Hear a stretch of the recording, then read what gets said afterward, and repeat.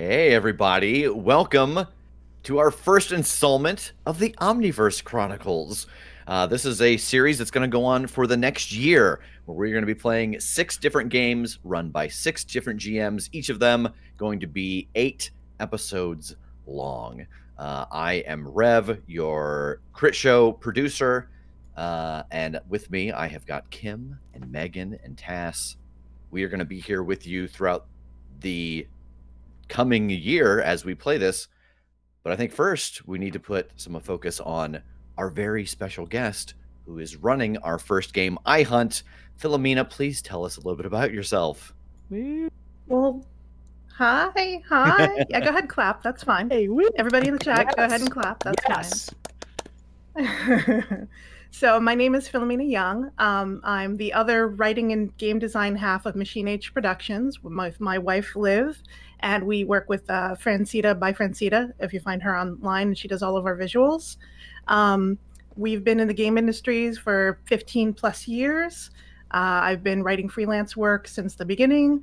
I have like a million words in print or some nonsense number that you just make up. iHunt is our big game right now. I think it's pretty cool. It's very stylish. It's very fun. It's Uber meets Buffy. And as you can see, we've parted our hair on the sides because we are bringing that big millennial energy. Every day. Every day. Every day. All right, well, I guess we should just get started. Like, what are we waiting for? Sounds good. Okay. All right. So would you mind bringing up the Jamboard to just kind of get us started so we can kind of demonstrate how that's all going to work? Yeah, it should be already visible on the stream right below you. Fantastic. All right, y'all. Welcome to sunny Southern California, the city of San Gennaro, where dreams come true and monsters make sure that you wish they hadn't. This is a beautiful seaside city. It is the home of Movie Land, which is both the mental image of what it is to make movies, produce movies, the land of movies, and it is a literal cash grab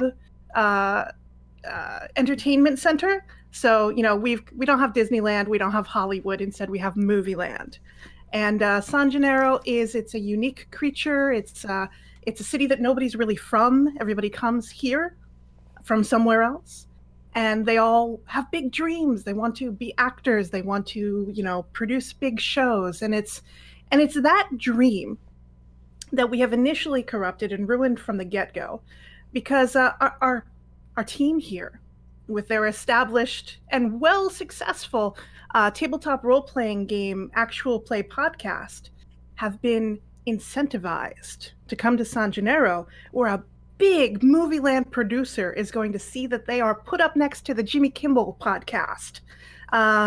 So when they've arrived, they had to sign some leases. They had to really invest and spend a lot of time and money and energy localizing to San Gennaro. And it is now that we are brought into the office of one Britton Tabernathy, the agent and talent scout who has lured you all to San Gennaro. This office is very big, echoey. And let me pull up my taskboard there. So I'm going to reveal this detail once I figure out how it works. There we go. A big open floor plan. Like there's an echo. And while you can see there's some nice sitting space that's kind of warmly lit, the rest of the space is darker. And it is dense. Like it's like a 5-minute walk from the door to the tables. And he has you sitting. He's an executive. They all kind of look alike. He's a little bit balding. He seems vaguely disinterested in talking to you, but he was interested 5 minutes ago, so who knows what's going on with that. The other interesting detail about the room is in that darkness behind you are cases and cases of like African spears, Native American bows. This guy seems to have traveled, and the gifts that he brought back with him to put on display are all weapons. So we're going to also reveal the other scene detail here. Interior design by Blade. Now So I'm pointing these out to you so that you know, as you are building roles, both of these have one free invoke on them. And what that means is you can say, hey, I want to use interior design by Blade on this roll to back up my roll and get a +2 boost to it. Okay. And that's for free. And you can tell because there's a little Trevor on it. You can delete the Trevor, the fate point as you need. Okay. So something fell off my desk. So he steeps his fingers and he tells you this long-winded nonsense that basically boils down to, well, I got you here. Congratulations. Hope you're enjoying San Gennaro. Unfortunately, the program has already been cut and we have no corporate backing for your show. He says this like he's telling you that, I'm sorry, we only have soy lattes today, not the regular lattes. For him, this is a no-brainer, no problem. For you, it could be a life-destroying kind of catastrophe, and he has no apparent awareness of the fact that this is as bad to you as it is. So, which one of you is sneaking a peek at a mirror right now? Me. Okay, perfect. Very good. And whom amongst you is not looking at the guy, but kind of scoping the area? Probably me. Oh, yeah. Okay. Okay, Megan. All right, fantastic. So, Megan, as you are, your heart is breaking and your world is crumbling around you. Yes. You catch like a flicker out of the corner of your eye, like when a VCR track skips, and it would just have that kind of bright flicker to the light for just a moment. Okay. And when you kind of turn in that direction, the light from whatever flickering it was catches on Kim's compact. And as you kind of turn to look over at the compact, Kim, like a force that you don't quite know what it was, like something just like a gravity, an itch or something like that, causes the compact to come sliding out of your hand. And as it does, it kind of rotates a few times before it's about to hit the ground. And as it does, it briefly reflects the executive. And there is something unbelievably not right about him.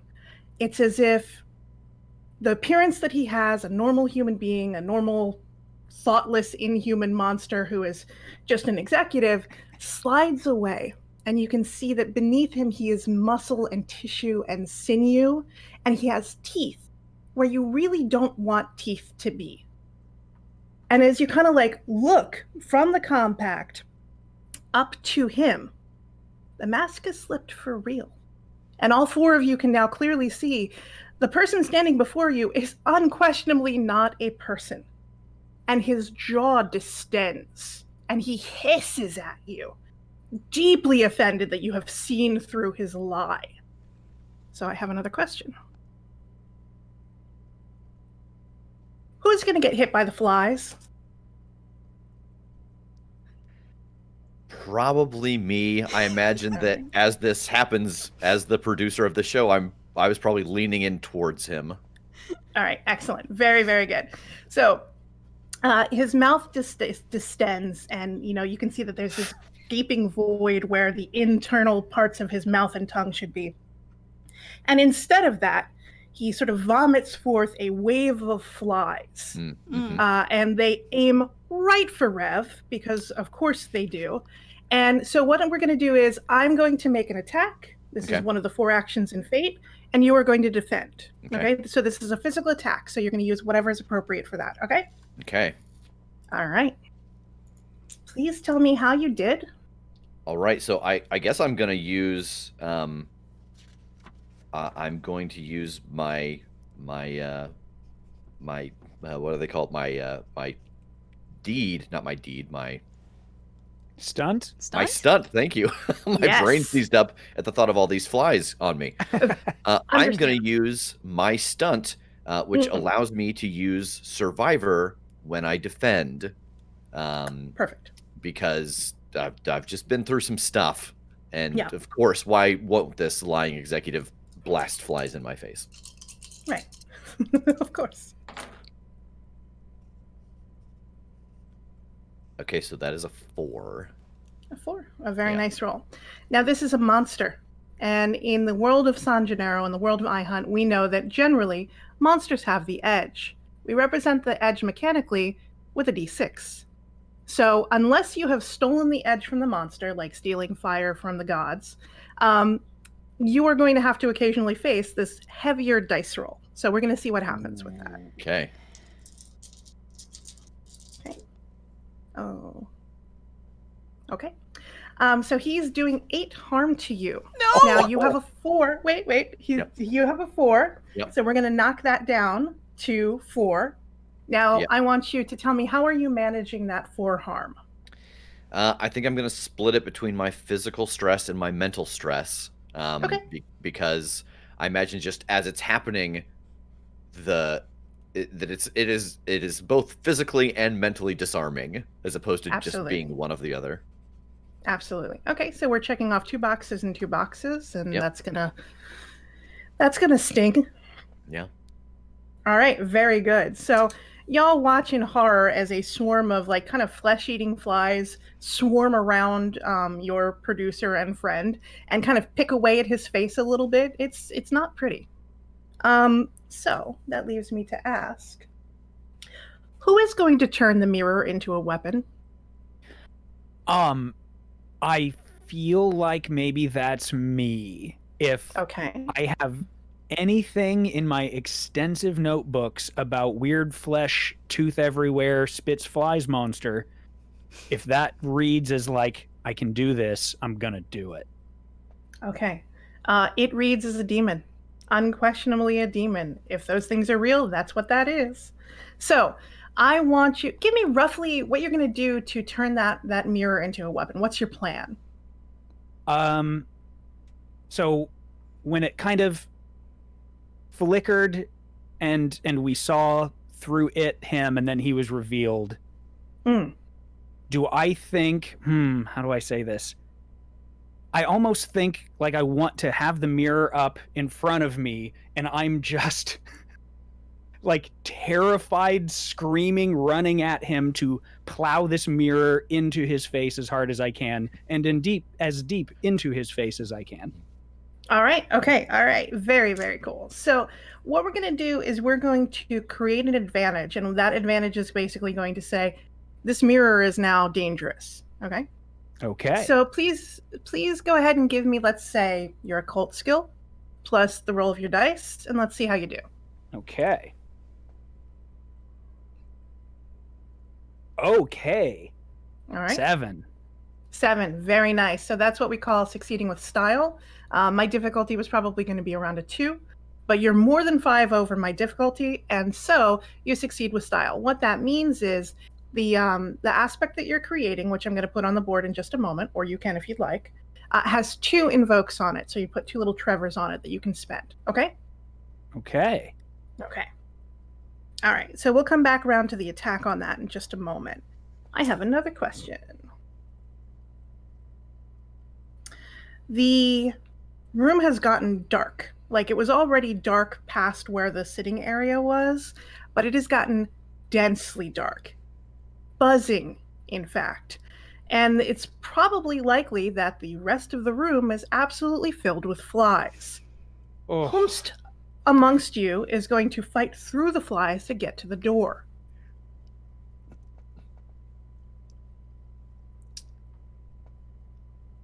I think I would. That's it. I love it. Very, very good. Okay. So this is going to be an overcome. This is where we're going to, I put an obstacle in front of you. In this case, it's literally a wall of flies. And you're going to put together a roll and you're going to try to get over my score. In this case, I want you to beat 3. Okay. So what do you think are you using? Are you using athletics? Are you using survival?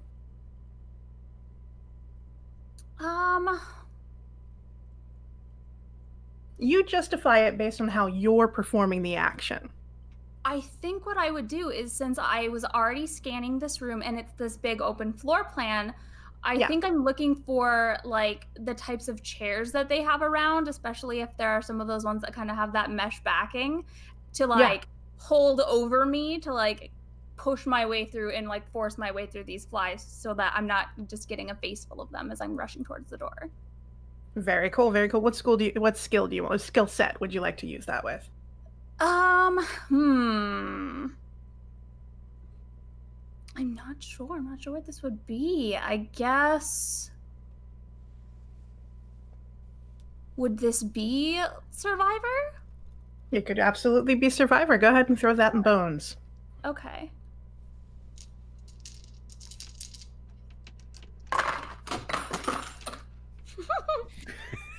I didn't mean it literally. You don't actually have to throw them. Okay, and so since my Survivor's fair, I do the +2 to my roll, correct? That's right. Okay, then I have a 4. You have a 4, so that's over the 3. You have overcome. With the chair over your head, you've actually kind of cleared some of the bugs and made a clear line between where y'all are and where the door is. Congrats. Okay, Kim. Yes. Are you gonna hit him? Yes. That's the answer. That's correct. All right. Very, very good. Okay, so why don't you do an attack action for me? And what that is going to be is your fighter or something similar if you have a stunt or so on. And just roll them bones. Is there a way that I can try to grab one of the weapons using interior design by Blade to try to stab this guy? Yes, that's exactly how you do that. That's perfect. You just say you kind of reach over into the shelf, grab something, and come swinging down. Okay. So that's going to add a +2 to your roll. Excellent. Okay. So I think this is gonna be with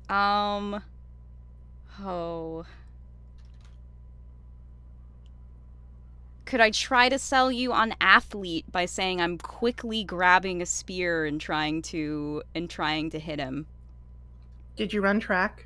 I didn't, but I'm a dancer, and I do musical theater, right. so I'm really good at moving quick. Okay, I'll take it. Absolutely. Go ahead.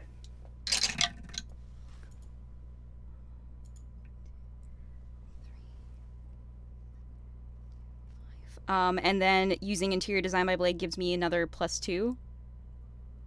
Yes, that's right. That's a 7. Nice. Very, very good. Okay, so I'm going to roll his defense. Okay, he got it too. Congratulations. So you got 5 harm on him? Yeah. Okay, fantastic. So in normal circumstances, we would go blow by blow. We would kind of knock back and forth. But what we're going to do is we're going to treat this as a challenge roll, which is where we spotlight everybody for a moment, kind of see how everybody did. Everybody did a great job. All of your rolls were fantastic. So now we're going to kind of look at this narratively. I'm picturing it as a director. Okay. You imagine our intrepid heroes. They've been hit by flies. They've makeshift weapons, running at guys with mirrors and stabbing people with spears that were conveniently laying around. And in kind of as things settle, you realize the guy has kind of started to fall apart, as if sort of pieces of him crack away, and underneath is only more flies. There's only more flies. And with sort of his last ability to speak, he says, "If you think this is the last time you're going to see me, you are sorely mistaken." And with that, he's gone.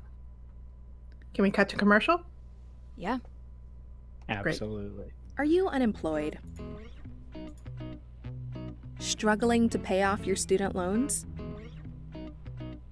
We have an answer. iHunt. With iHunt, slay monsters in your spare time to pay off credit cards, get caught up on your student loans, or just have a little me money. iHunt. Be a hero. You pick the hours. Oh, we're back.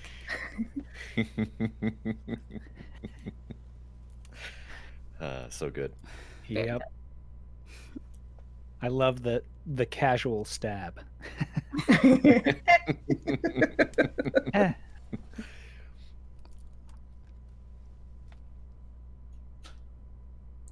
All right, very good.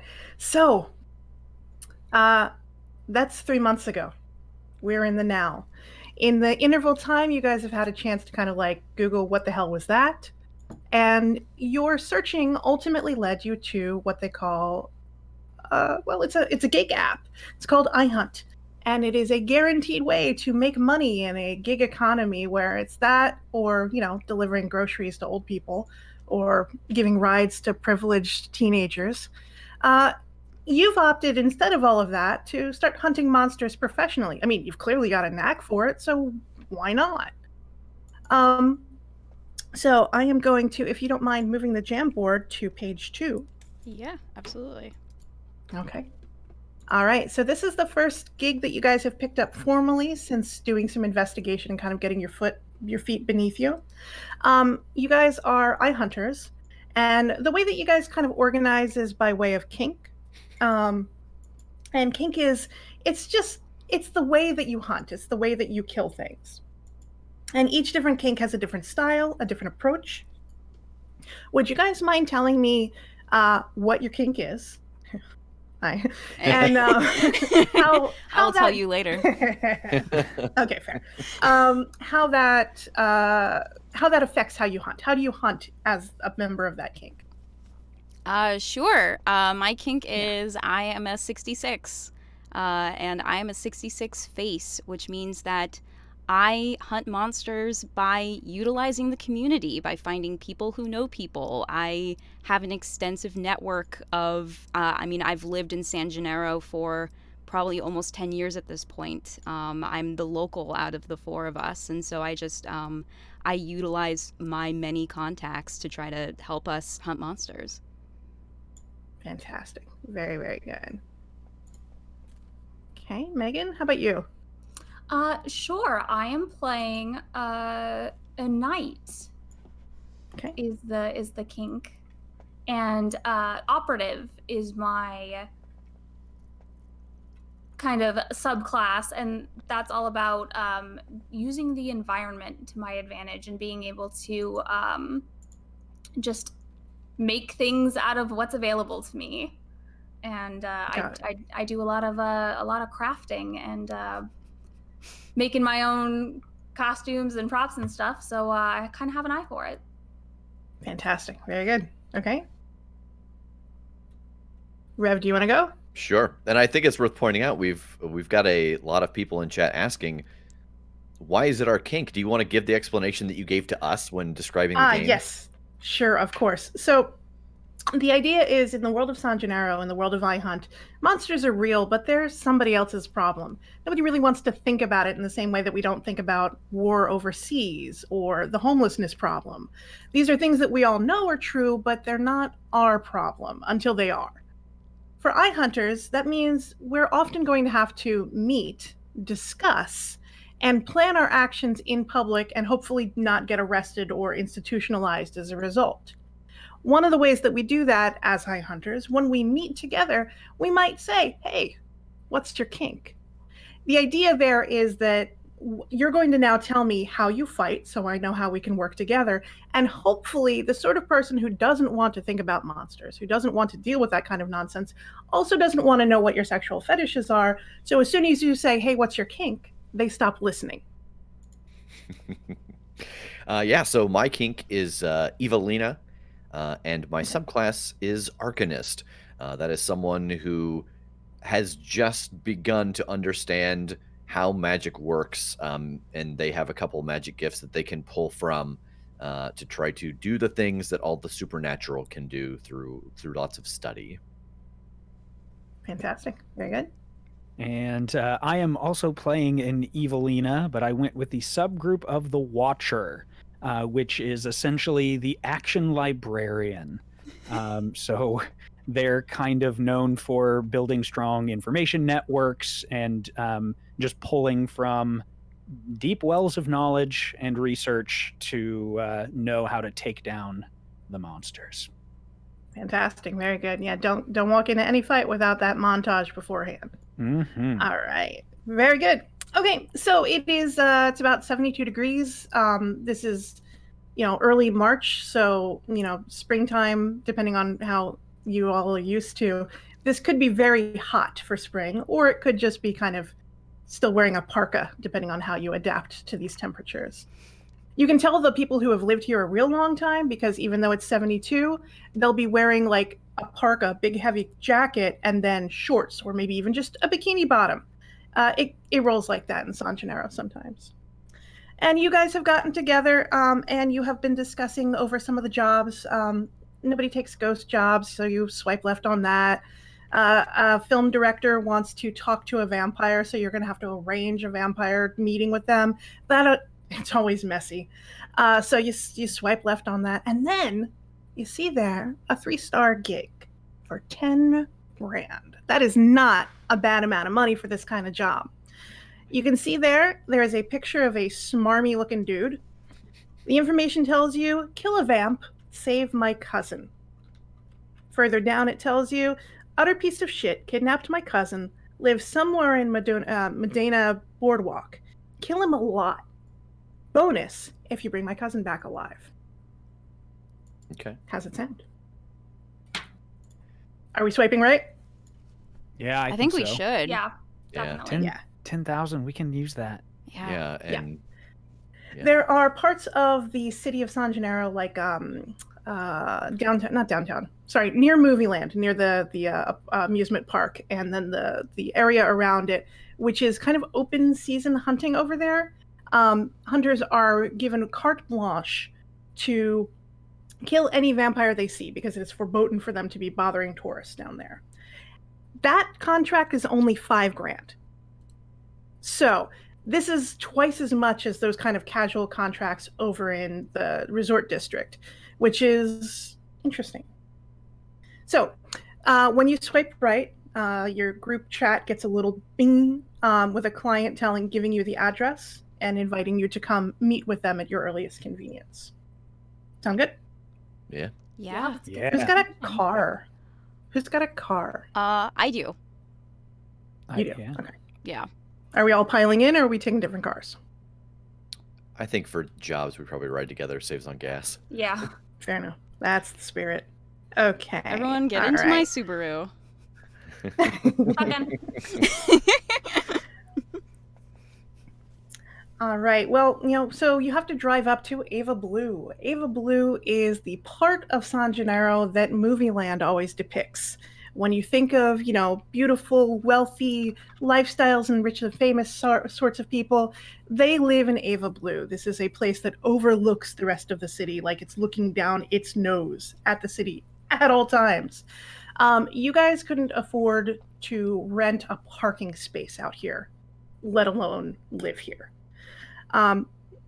Because you're not terrible people. So, beautiful Ava Blue, you drive up into the hills, you see all of the palm trees, and then you have to go into, you have to buzz into a gate, drive another, minute down a long, winding road to the door. When you get there, the help doesn't seem real pleased to acknowledge that you exist, but they will. And kind of there, inside of this beautiful, open glass and white walls and chic photography instead of any other sort of art, you will meet the NPC once I pull up her picture. And you will see also import.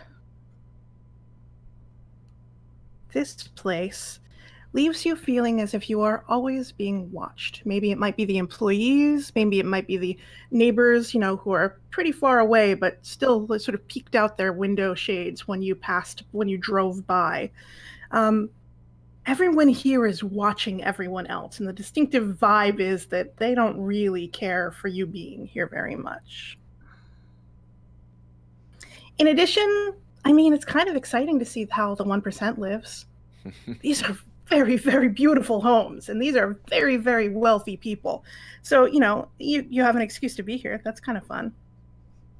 Okay. And here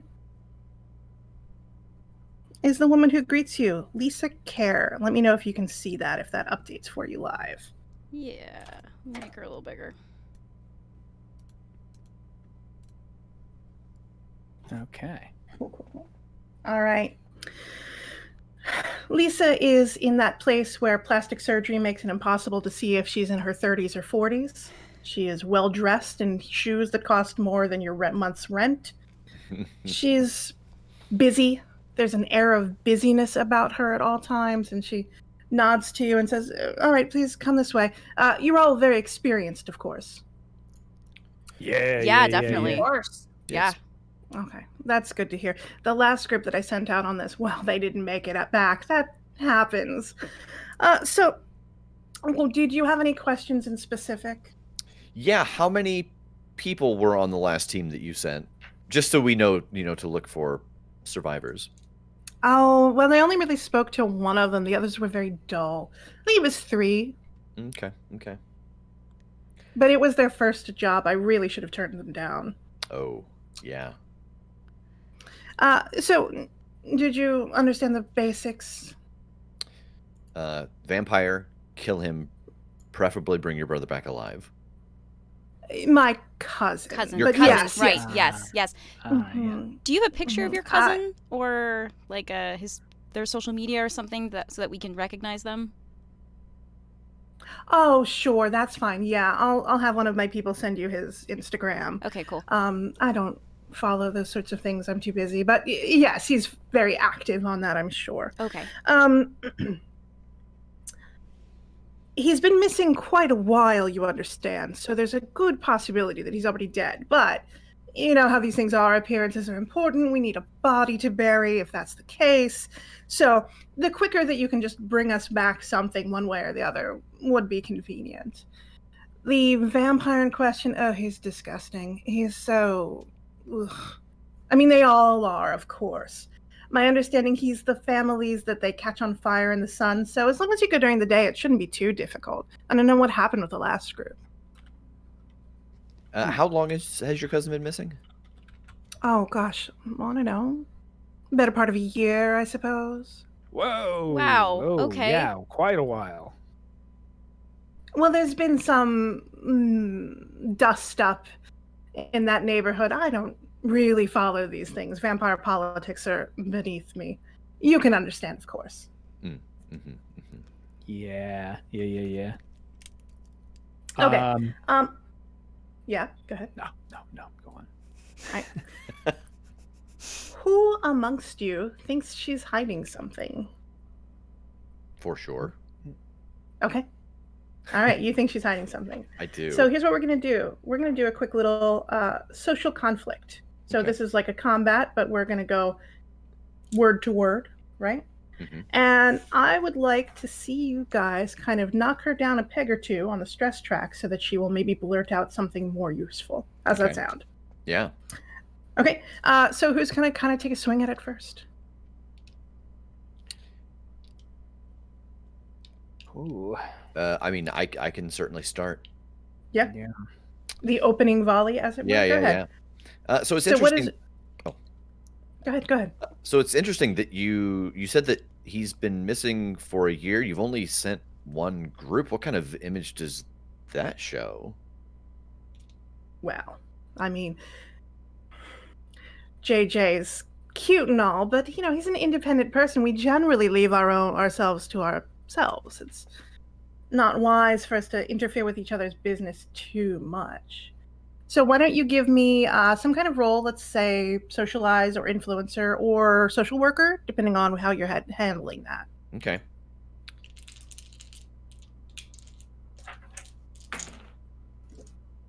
Okay.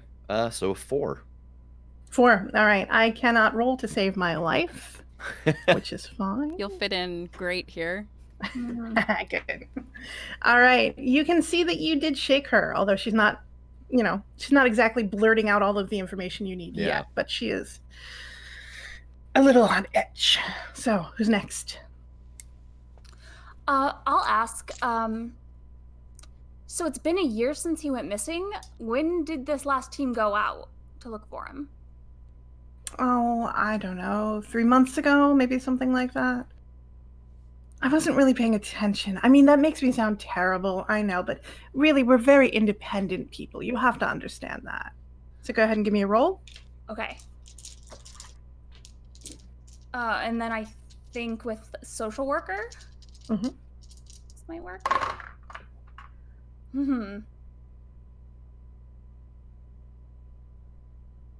4.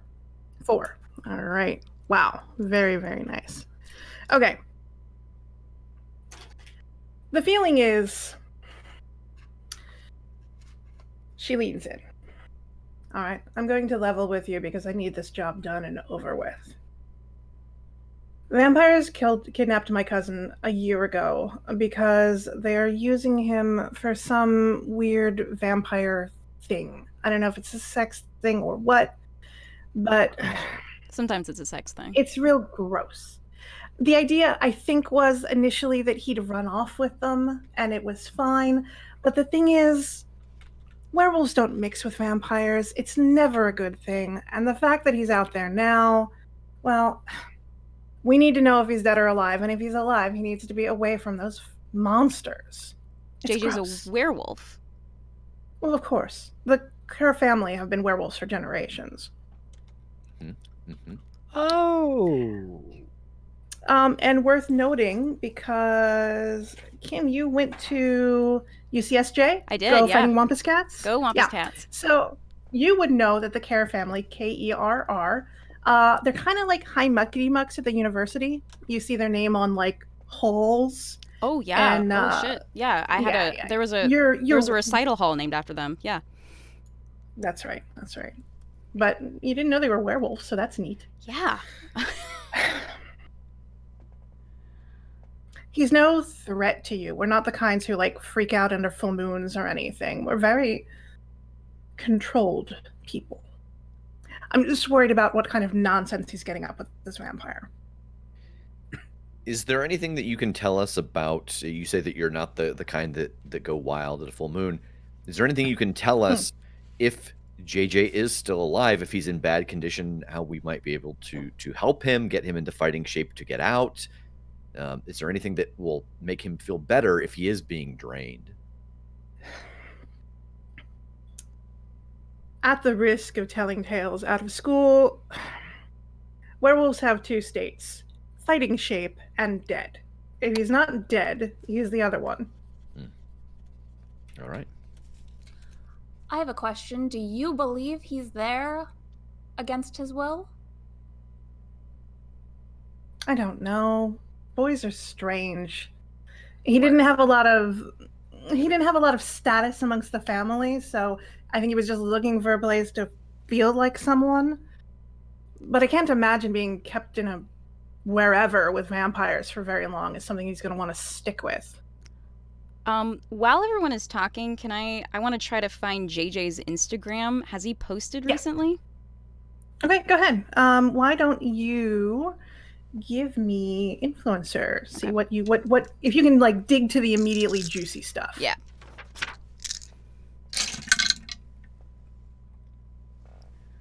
That is a 6. That is a 6. All right. So that's an overcome action, and I'm thinking a difficulty of 2 because the Instagram UI is terrible. True. No, he hasn't. He hasn't posted anything in at least 6 months. Huh. Okay. And he was a frequent poster, like pictures all the time. Good-looking guy. How many followers? The correct amount for the young cousin of privilege. Yep. Okay. So did you have any other questions for her?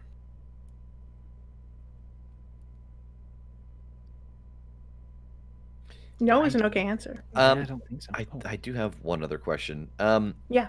You know, you said that it's possible that it was a sex thing, or you're not quite sure. Do you happen to know if JJ was dating one of the people that he ran off with? People of our class and privilege don't date. We marry. I don't know what he was doing with them. It's disgusting.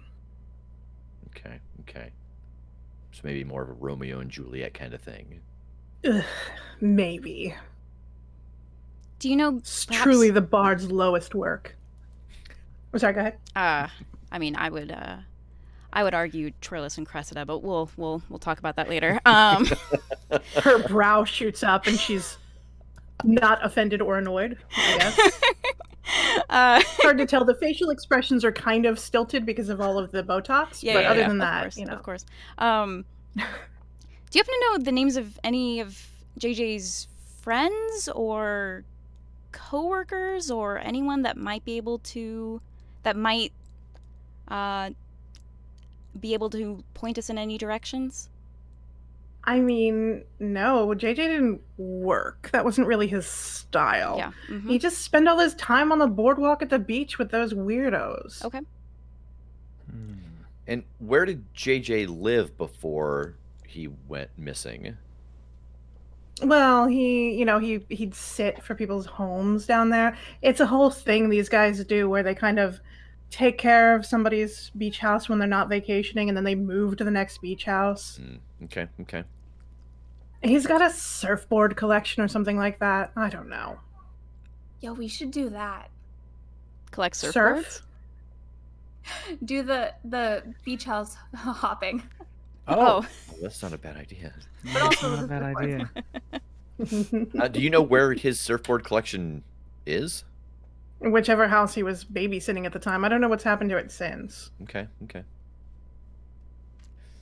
Yeah, I'll turn and look at everybody else. I give Rev a nod. I'm good. Yeah. Yeah, we'll do what we can. Let's point break this thing. Great. Whatever that means. Just hurry. Okay, now I'm Get out. offended. Tass's eyebrows shoot up and hit the ceiling and fall down. I'm coming back with silver. Very good. Very good. All right. So you escape the den of wealth and privilege with mostly everything intact except Tass's eyebrow. So there's a couple of ways you could go here, and because it's the first episode, I'm going to kind of handhold you a little more than I might normally. Mm-hmm. My recommendation is no iHunter goes into a fight unawares. That is a very dangerous way to go.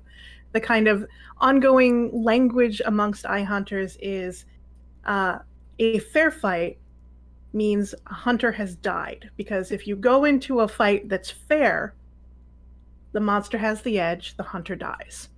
And so it's kind of like shorthand for, oh, you didn't hear about, Danny, did you? Yeah, he found a fair fight. And everybody bows their head, and it's very sad. Okay. So it's stack everything in your favor as much as possible before going in. Only way to do it. I mean, look, we know the whole world is stacked against us, so there's no way that we're going to fight monsters without doing exactly the same. Yeah. So the best advice at this point is to kind of scope out the area where you know that vampire might be staying, and then we can go and do some deeper research and figure out what's next. Okay? Sound good? Yeah, absolutely. Yeah. All right. Cool. So, if you don't mind, could you move to the next page in the Absolutely. in the board there? Okay, cool. Okay, y'all, welcome to Modena Beach. It is beautiful. No matter the time of year, it is sunny, it's warm, the breeze that comes off of the ocean is crisp, and it smells good. At least if you're not on the boardwalk. If you're on the boardwalk, well, it smells like suntan lotion and mischief and, well, there are certain herbs and plants that are legal in California that are not legal in the rest of the world. And, there's a lot of that on the street. Ficus. Yes. Suntan lotion, Ficus, that's suntan right. lotion and mischief, I think, isn't that Kim's new scent that she's putting out in the fall? No, are you kidding? It's sunscreen always. I never tan. No. I don't lay It'll out. kill you. That gives you wrinkles. The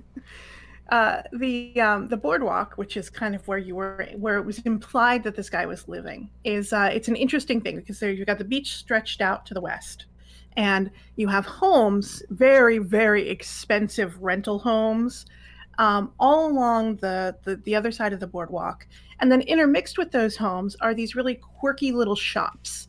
Some of them are selling, all of the knockoff T-shirts money can buy. Booty shorts that say absolutely inappropriate things across the back. You can I better find get one of those for myself for sure. Yeah. You can find there's an entire wax museum, and they've got all sorts of like weird scientific oddities, the Fiji mermaids and so on. And on the other side, kind of near the ocean, but on the other side of the boardwalk, are artists and craftspeople. And they've got blankets spread out where they're selling handmade necklaces. Maybe they're telling fortunes. Maybe they've done these beautiful, high graphic art pieces. And no matter how weird you can imagine the sorts of people who would be here, it's about 3% weirder than that. There's every shade, color, and shape of people, and most of them are in bikinis. There is I don't know, it's amazing. It's magical. It's full of chaos. It's delicious. And so, like I said, we're going to call it 5% weirder than you can imagine. And we're going to call it The Crowd's Down to Clown. That is to say that everybody here is here to party, and they will party with anybody. They don't care. So, you are in this beautiful tapestry, these wild, high graphic graffiti on every, piece of furniture or building that's nearby.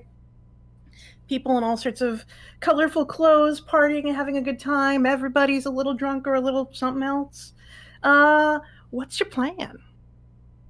I think on the way here, I would have asked to see Kim's phone since she found the Instagram and see, like, what's the last photo of him in a house with all of the surfboards? Because that might be the best house to look to. All right. I like that. Why don't we make that photo a reality? So can you create an advantage for me? Yeah. Okay. So what would this... Oh, yeah. Never mind. I just need to make the Post-it note. Boop, boop.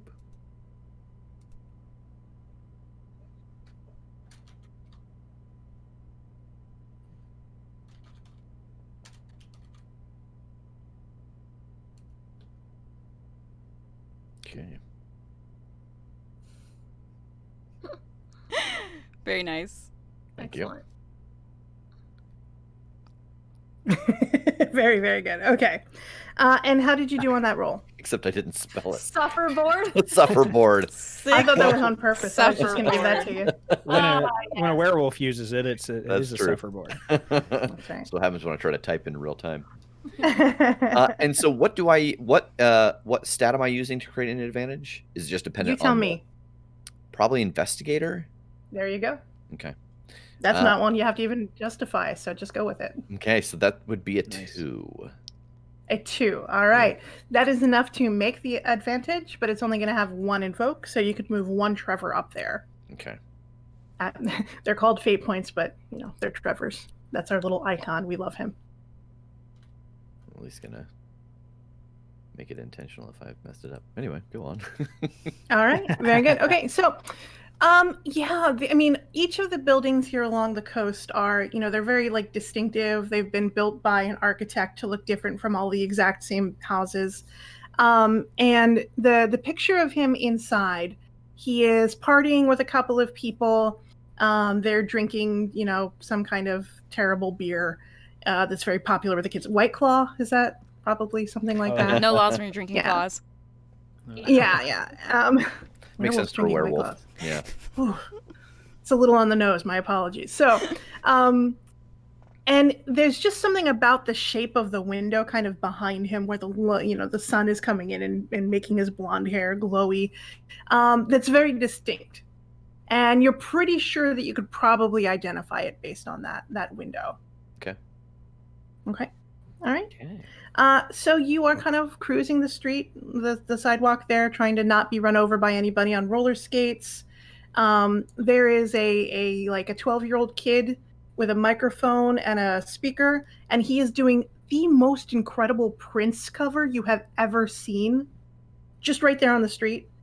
And let's say, Megan, you kind of catch the eye of an older woman, a quite older woman.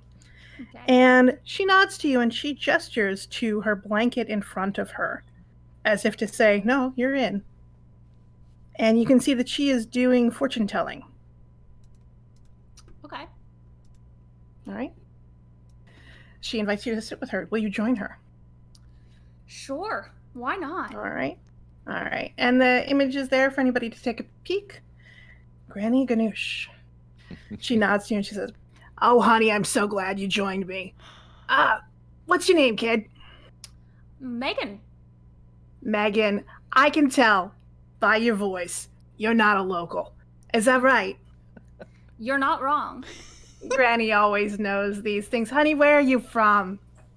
Well, I'm originally from South Dakota. South Dakota. Oh, everybody out there is so sweet and so polite. I love it. What brings you to the beach? Work actually. Came out here for a job, didn't pan out, so I'm doing something else. Oh boy, isn't that everybody's story? I came out here to be a model. I used to wear lingerie in front of cameras. You believe it? You probably still could. Oh, sweetie, that's so good. I love you. So can I read your fortune for you? $5. Sure, why not? That's what I wanted to hear. All right. She turns some cards over. They're old, worn, kind of dog-eared, but there's a gravity to the process. Every kind of rhythmic movement of every card, the way that, despite her craggy voice, there's a rhythm, a cadence, and it's almost kind of hypnotic. You find as you are listening to her and following along, you're nodding with what she's saying because it all sounds so true. As she finally finishes her reading, it's a general kind of like, beware dark strangers, be careful at night especially. But what really sticks out in your mind is that she tells you you'll find exactly what you're looking for under the serpent's cross. Immediately after, there will be death. Please be careful, honey.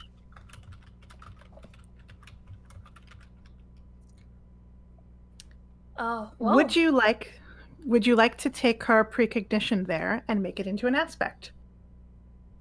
Sure. All right, very good. So let's create an advantage. You could probably use a cult, but if you want to try to justify something else, I'm all ears. Let's see here. No, I think a cult works. A cultist works. A cult works. All right, so throw them bones.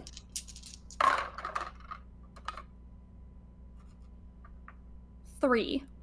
3. All right, very, very good. So you can go ahead and create that advantage. I would recommend the serpent and the cross or something like that, but just drop it on the board there with 1 free invoke. Bloop. Bloop. Fantastic. Very, very good. All right, I'm going to move Granny to the side. And I'm going to say, hey, Tass. Mm-hmm. Do you like comic books? Yeah. No, I do. Do you like horror comics? Especially. Okay, excellent. Very good. So it's kind of odd because it doesn't seem like right on the beach side would be a great place to be preserving antique comics. And yet, this little shop front that kind of catches your eye immediately is just that. It is a small comic book store / dispensary, because everything on the boardwalk is / dispensary. And they are, they have a kind of beautiful display of antique original prints and first issues of, all of these old titles that existed only long enough for them to like put out a couple of spooky things. We're not even talking like the Tales from the Crypt level. We're talking even kind of below and older and more obscure than that. And they're pristine. They're absolutely mint. You gonna take a look around? Seems like a weird spot for this, and I'm not going to give that any other thought. There you go. I'd better go look at this. That's correct. All right, so as you're kind of walking through, who you assume to be the owner, and I put a picture up there for you, kind of comes by and he gives you a look. Not like a judgmental look, but he's scanning you. You like hey, how's it going? comics? Oh, yeah. It's going all right. Cool. You get a lot of business out here? Like, everybody's chilling at the beach and stuff, and come and peruse the comics? I get the right business. That was a real cool answer.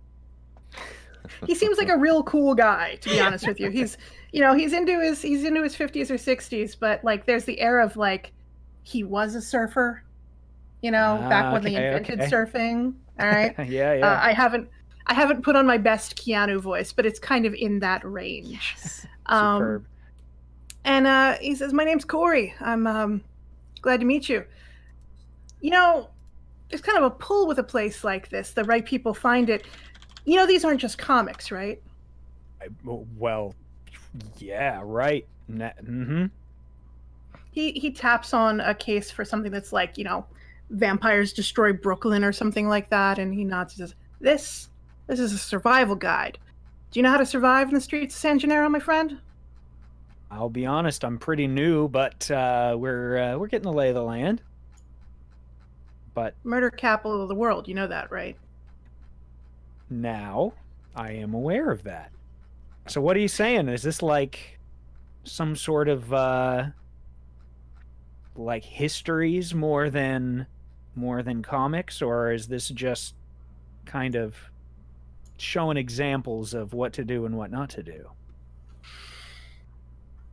I'd say these are the things you need to know if you're going to survive. And he kind of reaches to a shelf, not of the pristine mint ones, but he takes down a more common thing. And it's definitely like kill all monsters and like bold graphic font and dot covered pictures of, Bela Lugosi style vampires. Mm-hmm. And he offers it to you.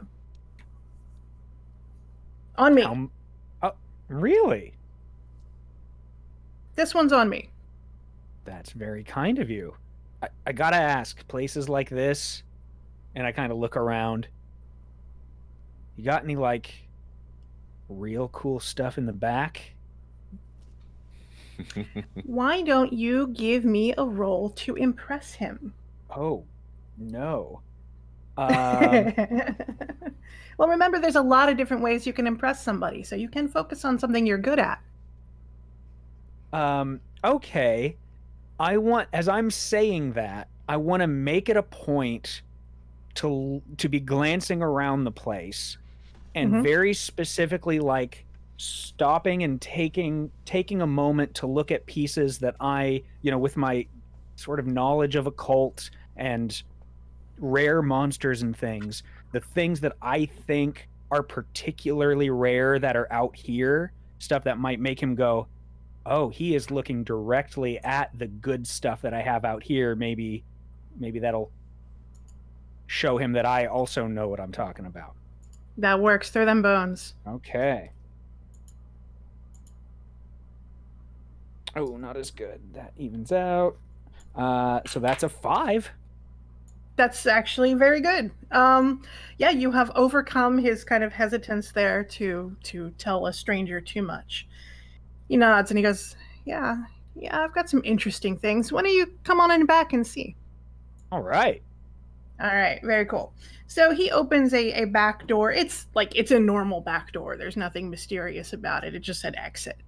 And inside, there's some old school hunting tools back here. There's a big heavy automatic crossbow that you have to like wind. But it's all very old school.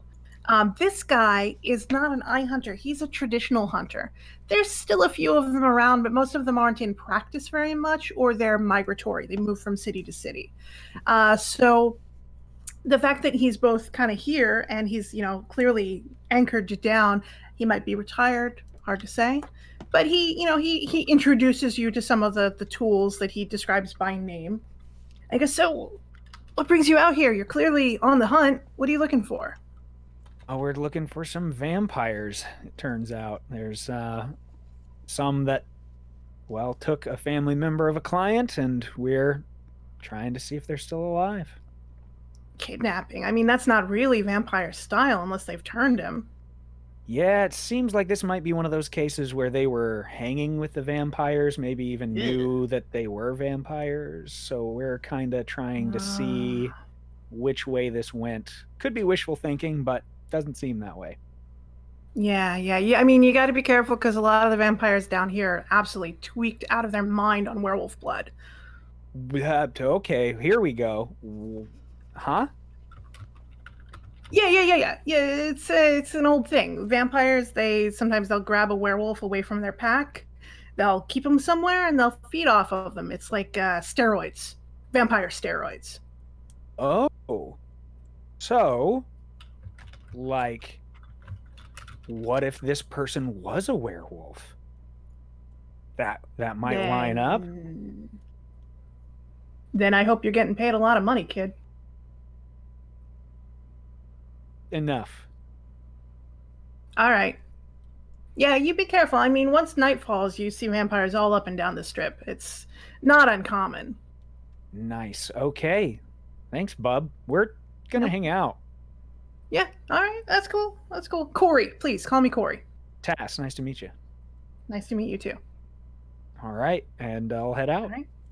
All right. You leave Kairu's comics and you head out back onto the beach. And all right. I'm thumbing through this as I hunt for them. It's all real basic stuff you're already familiar with. He wasn't totally sure if you were in the scene when he handed it to you, but now he's sure. Nice. Still treasured. This is lovely. It is a treasure, yeah.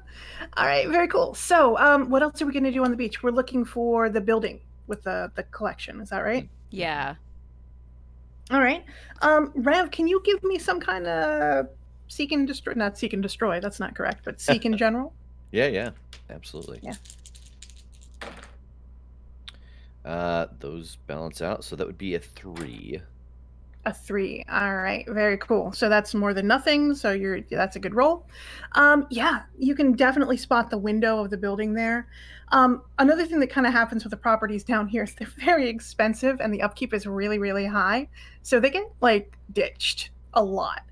And in this case, in the last year since that picture was taken that you found, or 6 months, the place has gone to pot. And some of the windows are boarded up. It doesn't seem like there's anybody renting or living there. It's just kind of an abandoned place. What a shame. I imagine that with Megan and Tass having stopped, that I'm kind of standing out in front of this place with Kim. Yeah. Okay. It seems to me, didn't they say that vampires and sunlight, like a boarded up beach house would be a good place to hide, wouldn't it? Yeah, probably. Does it look like all the windows are boarded up? Many of them. Oh. Many of them. Shit. Okay. Yeah. What do you think? I mean, it is daylight right now. We could take a peek around the house and see. Really, my first thought is just take a peek at the doors and see if the boards on the doors seem structural or for show. Yeah, that's a really good idea. Okay. Yeah.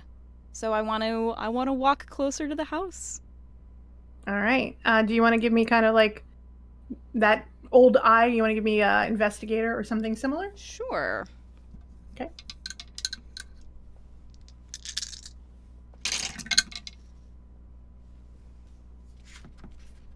So that is a 4. That is a 4. All right, very good. It's very clear to you pretty quickly because you're familiar with San Gennaro. You're familiar with abandoned homes in San Gennaro. Yes. You can see that there's on the back wall or on the back door or something like that. There's one of those. The city sticks up a thing that says that this is a vacancy and that something is going to be done eventually, maybe. Mm-hmm. And it's definitely over the door and the wall, and the seal is unbroken. So it seems like, at least from the back end, this place is sealed up.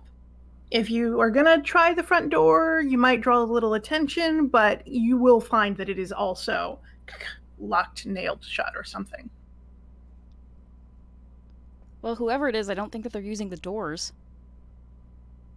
I will give you a freebie because you did so nicely on that roll. As you're kind of playing with the door a little bit, you do see a crack in the window. There are surfboards in there. Here, Rev, do you see that?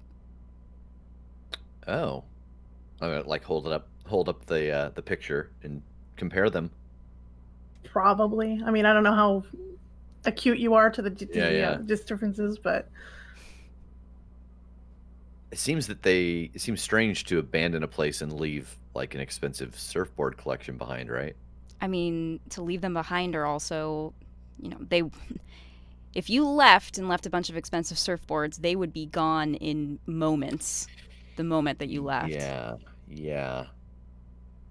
I feel like we should go in here, but I don't feel like we should go in here till it's no longer a fair fight. Yeah, I agree. This is correct. All So right. yeah, I'm gonna kind of turn. Like, we had that sense before that we were being watched. Now that we're kind of standing in front of this boarded up house, I want to like look around and see if anybody seems to notice us noticing this place. Sure. Let's overcome the person's. If there's somebody spying on you, let's see if you can beat their roll. Okay. And this is probably a spy action, but you could justify something else if you'd like. Okay. Could I justify like grifter? Could I like kind of play it off like I'm, we're talking about maybe like buying the house and like looking around to looking down the beach and there's. Nice. Yes, absolutely. Okay. 5. 5. All right. It's not with style, but you absolutely are unquestionably aware of the fact that you are being observed. It is a sort of gangly pair of they're unhomed. They probably live on the beach. They have dreadlocks, kind of indistinct in ethnicity and culture. They're Californians, and they're definitely keeping an eye on you. I think I'm gonna indicate them to Kim and actually just walk over to them. All right. Yeah, one of them passes herb in a form to another, and they give you an up nod. Hey, do you happen to know, we were scrolling through a couple different apps for property. Do you know if this one is for sale? We see it boarded up and it says the state, but we'd seen it registered before on a couple of different sites for sale. Do you happen to know? Oh man, I don't know. There used to be a guy up there, and he was cool. He would party. Oh yeah. But and then he got some weird friends, and then he kind of ditched. It was weird. But some guy, dude, you're not supposed to tell him. Shut up, man. Some dude gave us $100 to keep an eye on the place, so that was cool. Oh, nice. Like, keep an eye on it. Like, are you house sitting for him? I mean, they're not gonna let us in or nothing. They just he said if anybody comes by and is asking a bunch of, oh shit, you're coming by and asking a bunch of questions. That's totally what he paid me to do. Cool. Oh, nice. Yeah. Look at Kim. I mean, we were just sorry. I don't want to. You already kept the $100 at this point, right? He already gave it to you. Yeah. So that is so spent, dude. Really? What'd you get? Duh. Yeah, that's fair. So how long ago did this guy did he hire you? Is it just $100 just flat, or is it every week, or what's the deal? There are a lot of boarded up houses. How do I get into this? Oh man, I don't know, dude, because it was 6 months ago when Jay kind of vanished. Jay? And then JJ? Yeah, JJ. Yeah, JJ. Yeah, JJ. Oh, you used to party with JJ? He's so cool. Oh man, yeah, of course you party with. Everybody parties with JJ, man. Dude, that guy's a fucking riot. He knows where to get the primo stuff, right? Yeah. Oh man. So yeah, no, he went missing, and then some guy came by and he was like, "Hey, have you seen Jay?" And we hadn't, obviously. It's well, you guys kind of park here, and that's my stuff. Nice. So yeah, so he's well, here's $100. If you see anybody, let me know. What that guy look like? Was he cool? Was he sketch? What? He was sketch. When you get a math teacher who's like a temporary math teacher or whatever. Yeah. And you're just waiting to find out that he got fired for something weird. Oh, that kind of vibe. Creepy teacher vibes? Yeah, creepy teacher vibe for sure. Okay. Ugh. The other guy's what do you know about teachers? You didn't go to school, dude. Shut up, man. I glance at my friend Rev, who is a teacher.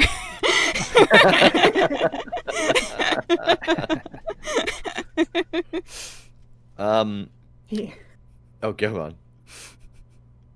No, he does not seem to be clocking you as a teacher, so it seems to be okay. Good.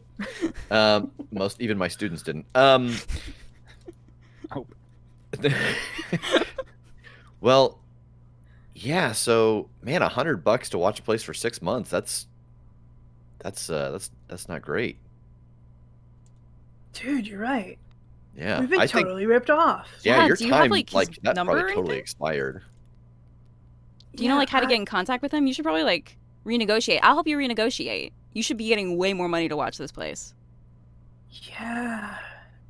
Yeah, he comes by kind of like in the evenings sometimes. It's like late when most of the tourists have kind of like left. So like, I don't know. I don't know exactly what the pattern is. Days kind of like blur.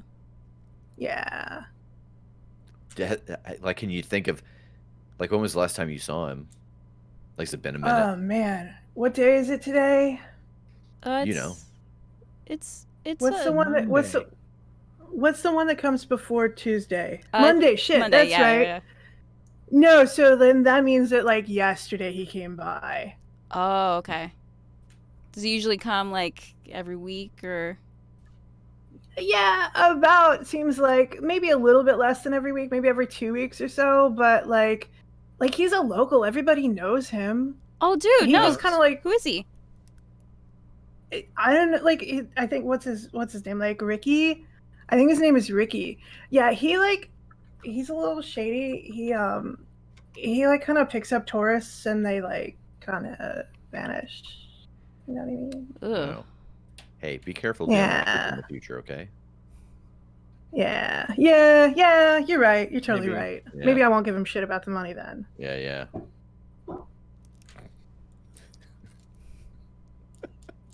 Sorry. Just all right. Do you have any other questions?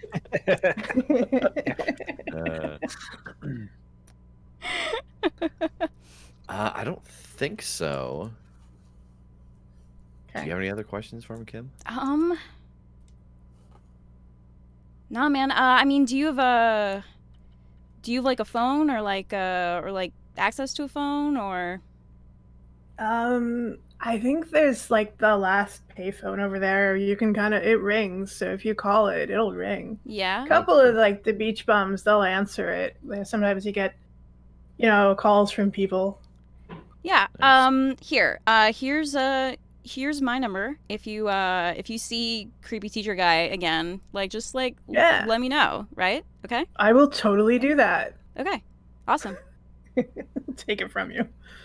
All right. Very, very good. We're never gonna hear from that guy again. Nope. So you guys, I said as we're walking away, I just turned to Kim. We're never gonna hear from that guy again. I know, it was worth a shot.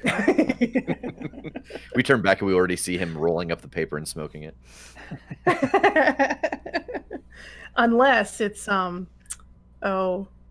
Dostoevsky. Oh yeah. God. The Russian writers, like, this is your beach bum in Act 1. It has to go off by Act 3, right? Yeah. Mm-hmm. All right. Your Chekhov's beach. Right. There we Chekhov's go. Beach bum. We're high literature over here, you guys. You got to keep up, right? Yeah. All right. Cool.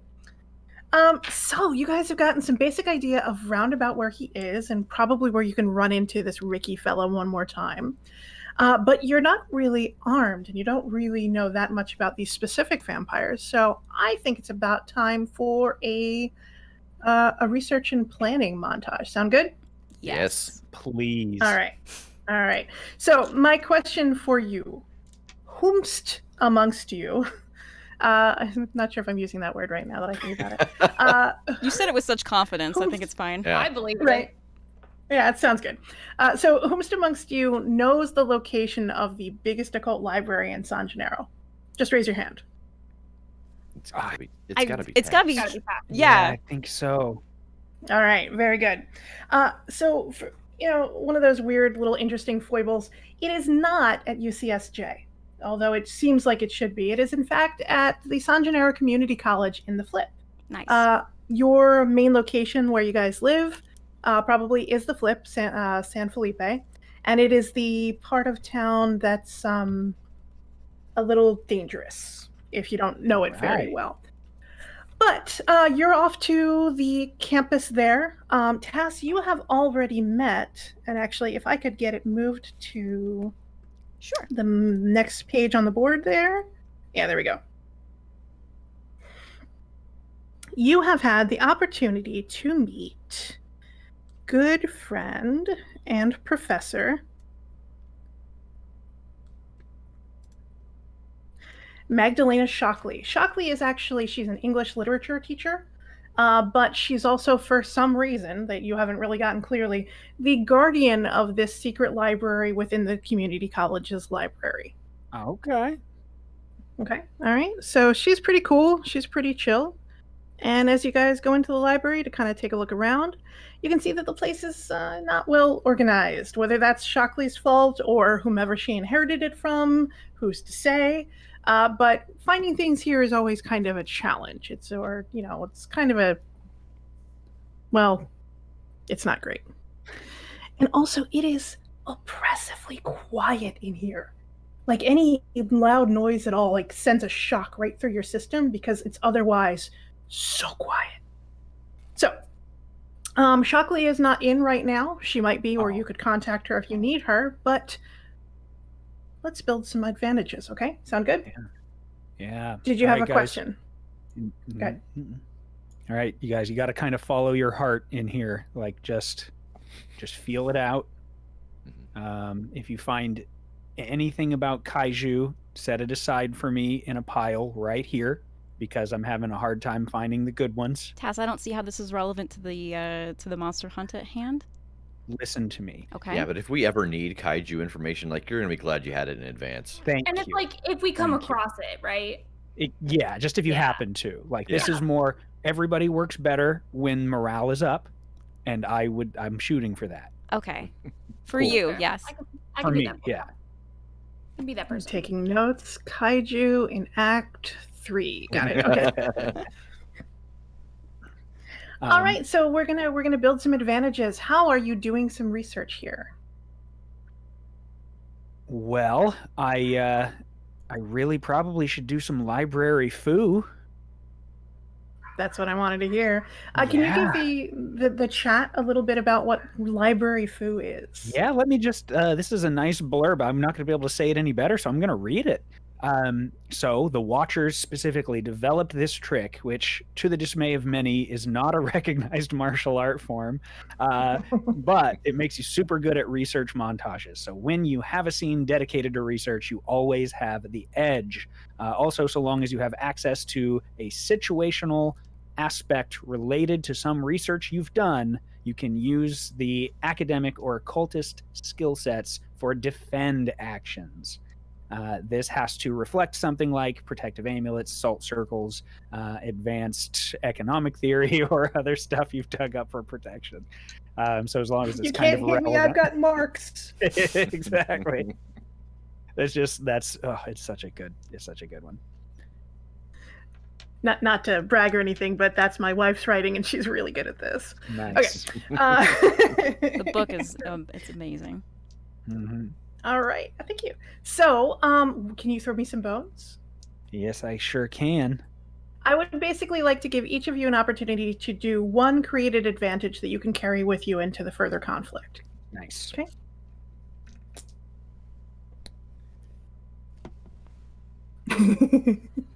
Don't panic. Can I use a refresh to re-roll my all negatives?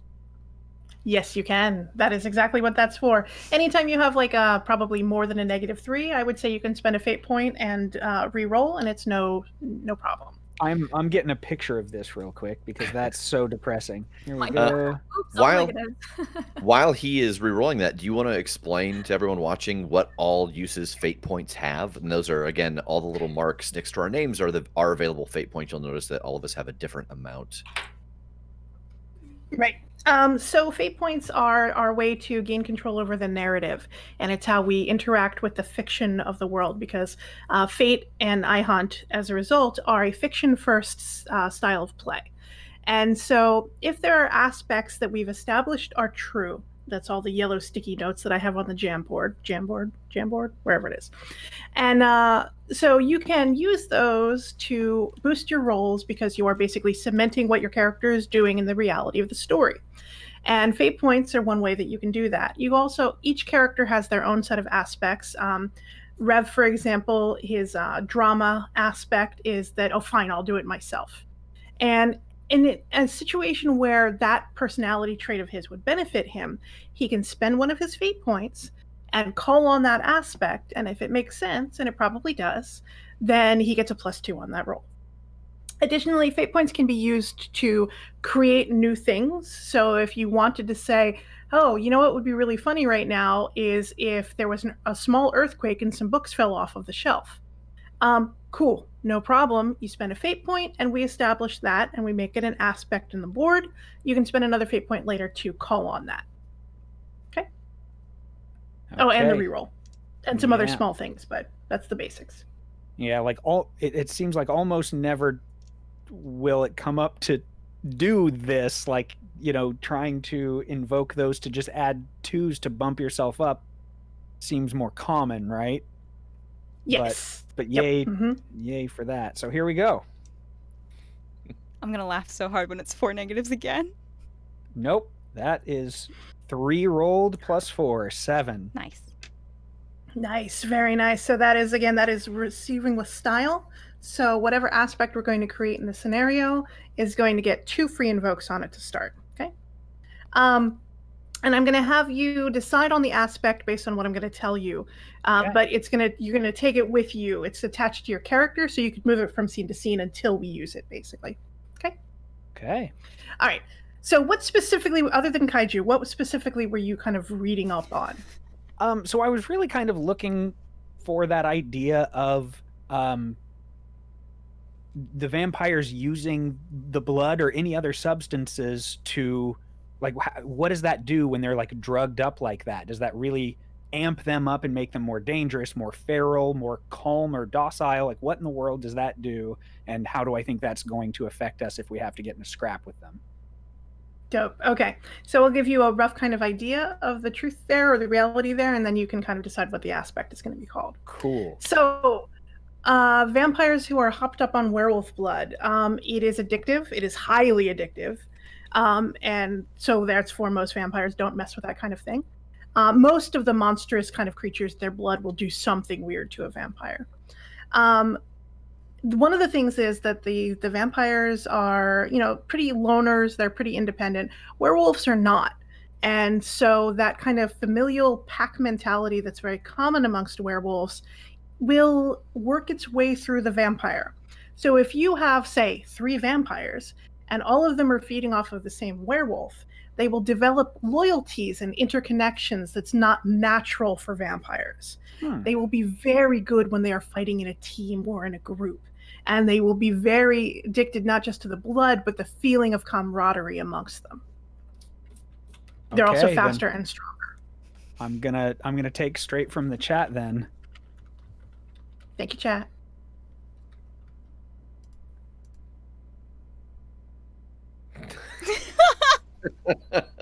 Oh no, now I gotta see. Excellent. Yeah. Perfect. Thanks, and you have gang. 2 invokes on that.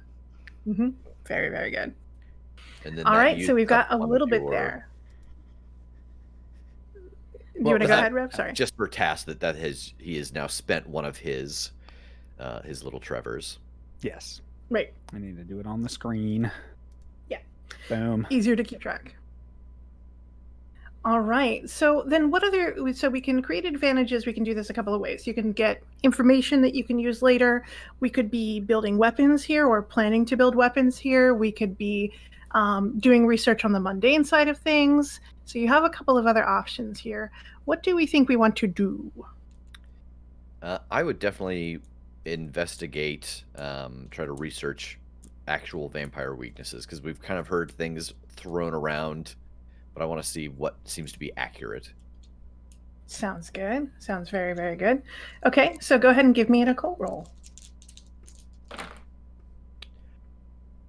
5. 5. Very nice. So that's with style, because knowing about vampires is like the most basic thing you can do in an occult library. Vampires all over the world are different. From one city to another, they're going to have whole different things. The vampires of San Gennaro are largely descended from like 4 or maybe 6 families. And the families, as far as anybody knows, are descendant or related to Mayan archetypical animals. So the big vampire families in the city are the rattlesnakes, the wolves, the bats, or I can't remember the cool word for them. And then there's something about javelinas, which are like big wild boars, if you've never seen them.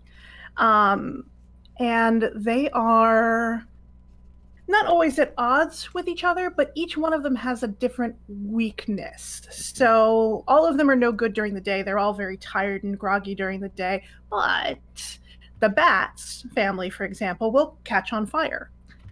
They say the rattlesnake family that if they bite somebody, they have poison in their fangs and they will just instantly kill anyone they feed from. The javelinas, well, I mean, they're giant wild boars, so I guess you can kind of extrapolate out. Most of the descriptions is they were boring, they're gross, they're hard to deal with. And it's just kind of like generally like basically your research tells you depends on the family. And if you don't really know what the family is, it's going to be a little tricky. Yeah. But okay. I mean, anything, if you cut its head off, it dies, probably. Okay. So I think I'm gonna make my note. I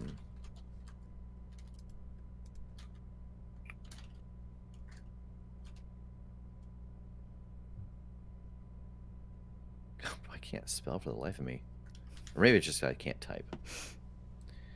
Vamp family cliff notes. So we've got notes about if we can find out the family, we know some weaknesses. Perfect. Fantastic. And we know that the cousin said, I think they're one of the types that catch on fire in the sun. Yeah. But we don't know. She said, I think. Yeah, that's right. That's absolutely correct. That. Yeah. She did do that. She's like, I don't know. Ew. It's so weird that the last team died. I wonder why. I hope you guys don't find out. Rolling new characters would be very awkward. Episode 2. We just play each other. Shoot. I'm my twin, Courtney. Good call. Okay, actually, that's kind of worth pointing out just for the sake of people who are new to Fate in the audience. The way that we run it with iHunt is characters die when players decide it's time for their characters to die, not before then. So if you were to, say, get run over by a werewolf and chewed to all bits and that sort of thing, you run through all of your stress boxes and then you start taking on consequences, which are like aspects, but bad. Even if you are full up on all of those aspects, at the end of the scene, you are taken out. So that could mean you're in a coma. That could mean that you flee. There's any number of ways, but what is important is your character is no longer on scene doing things, which is what we want our characters to do. So you guys don't have to worry about a total party kill unless you pick it. And then I don't know what we'll do, but it'll be fun. All right, very cool. So we've established a little bit of lore. We've established some more different lore. Like Megan and Kim, what are you doing?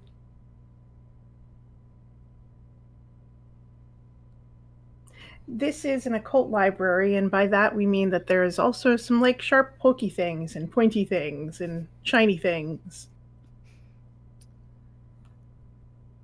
Yeah, I think a lot of that is going to come from, what we establish on what we think can actually hurt this. If we know that we have to determine what kind of family it is.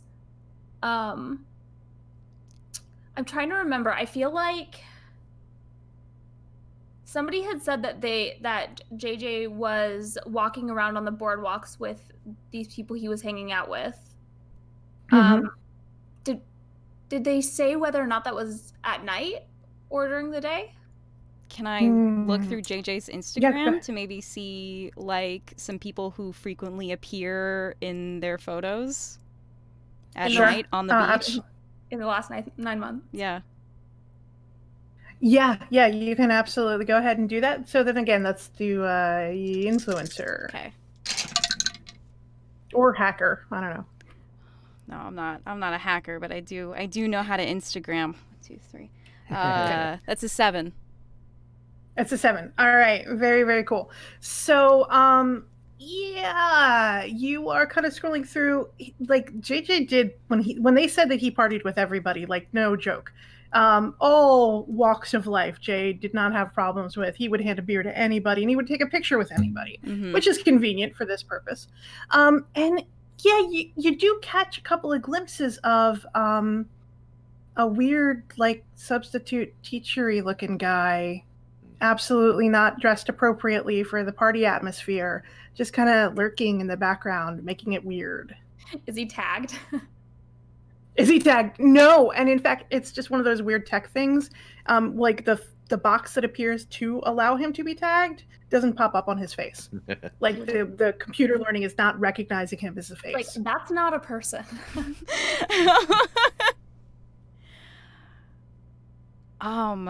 Do you want to turn that into an advantage there? Sure. Since you did the roll? Sure. Okay. Yeah, I will.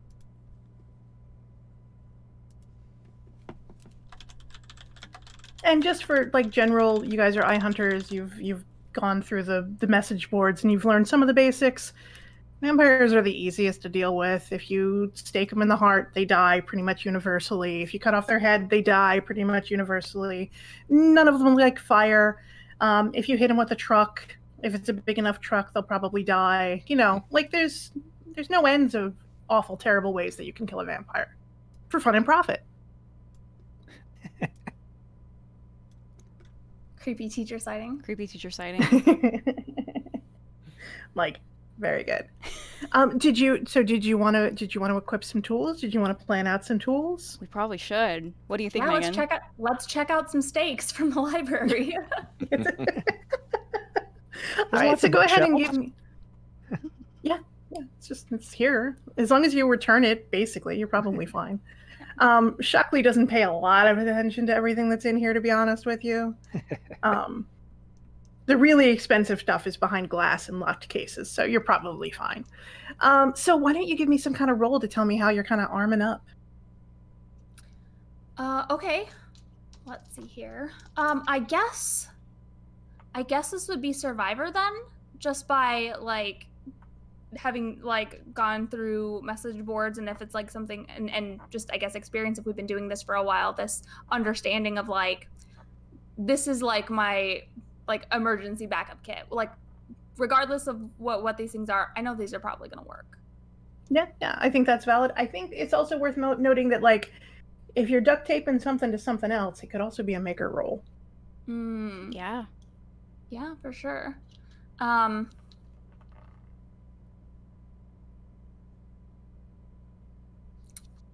Yeah, let's see. Okay, so if we're in this library, I don't want to just start breaking chairs. You would not have been the first one to break a chair in here, probably. Yeah, but I respect libraries. I'm Midwest nice. That's my drama. Oh, that's right.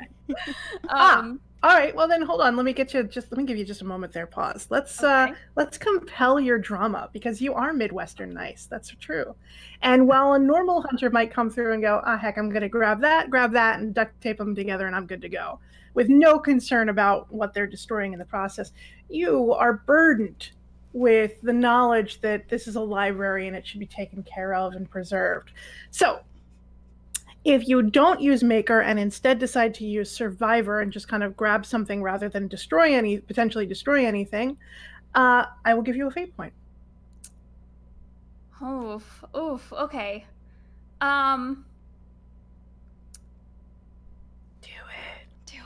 it.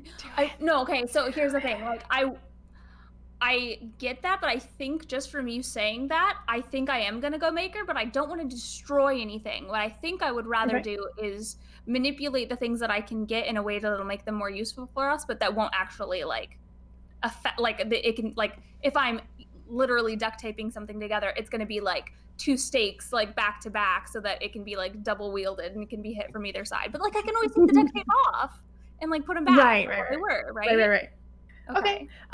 So what we'll do with that is, I don't want to take a fate point from you, because normally when you resist a compel, you're going to have to lose a fate point. Yeah. So what we'll do instead, here's how we're going to mitigate this. Okay. Let's create the advantage. And on the advantage, I'm going to give it its own drama. In this case, it's going to be that it's a little precious. Okay. So while you're using it in the fight, I might call on the fact that it's a little delicately put together because you didn't want to like do anything too serious. Yeah. It might break. Okay. Excellent. Okay. Great. Okay, cool. Great. Cool. Okay. So go ahead and roll them bones. Side note: double steak is Tass's favorite dinner. Side note: a little precious. It might break. Is also the name of my memoir. Okay. So I essentially everything canceled. That double-ended, and I went somewhere else. Now. So it's a 4. It's a 4. All right, very good. So you have created the advantage of double-ended steak. Everybody behave yourselves. I'll see myself out. Meat tornado. That's not a bad one. Okay, so add that to the board. Yep.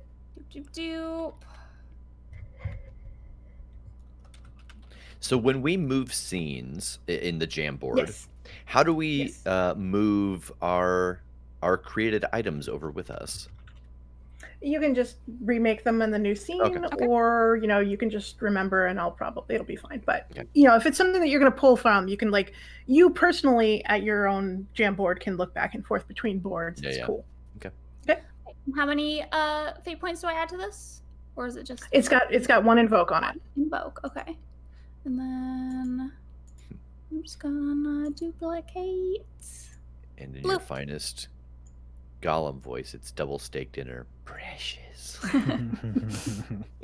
Now I'm hungry. All right, fantastic. So you guys kind of you're doing whatever you're doing. You're taking notes. You're looking through Facebook pictures and Instagram, and you just glance over, and Megan is just equipping herself with weapons. It's fantastic. It's a good energy. So you guys have gotten some basic ideas on how you're going to deal with a vampire.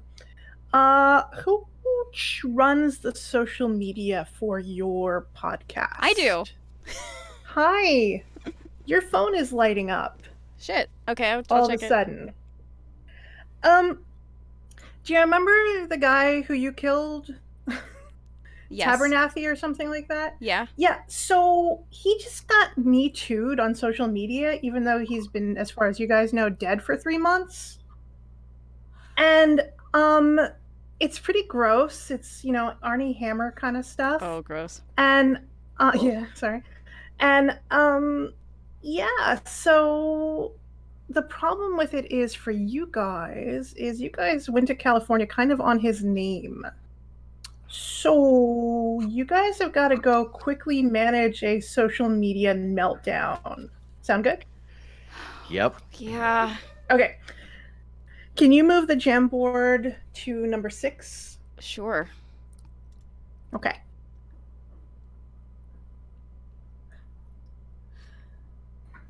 Oh, is this our home? All right.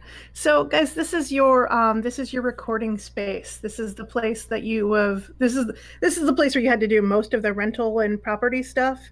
And it has got really good acoustics, which is one of the reasons why you picked the place. Just for reference, it looks really good in pictures if you only take pictures of it from one angle, which is the angle here. If you turn, it's all wrought iron and broken brick, and you guys are above. Well, right now it's a Tibulian tapas restaurant. Last week, you think it was tacos. So the smell of the food is always kind of coming upstairs, which hey, maybe that's cool. But it is pretty quiet, so you can do your recordings, so that's cool. This is your base of operation. Whomever amongst you would like to crash there, that's fine. If you have your own place, that's fine too. So who crashes here? I'm just curious. Yeah, probably. Yeah. Yeah. All right.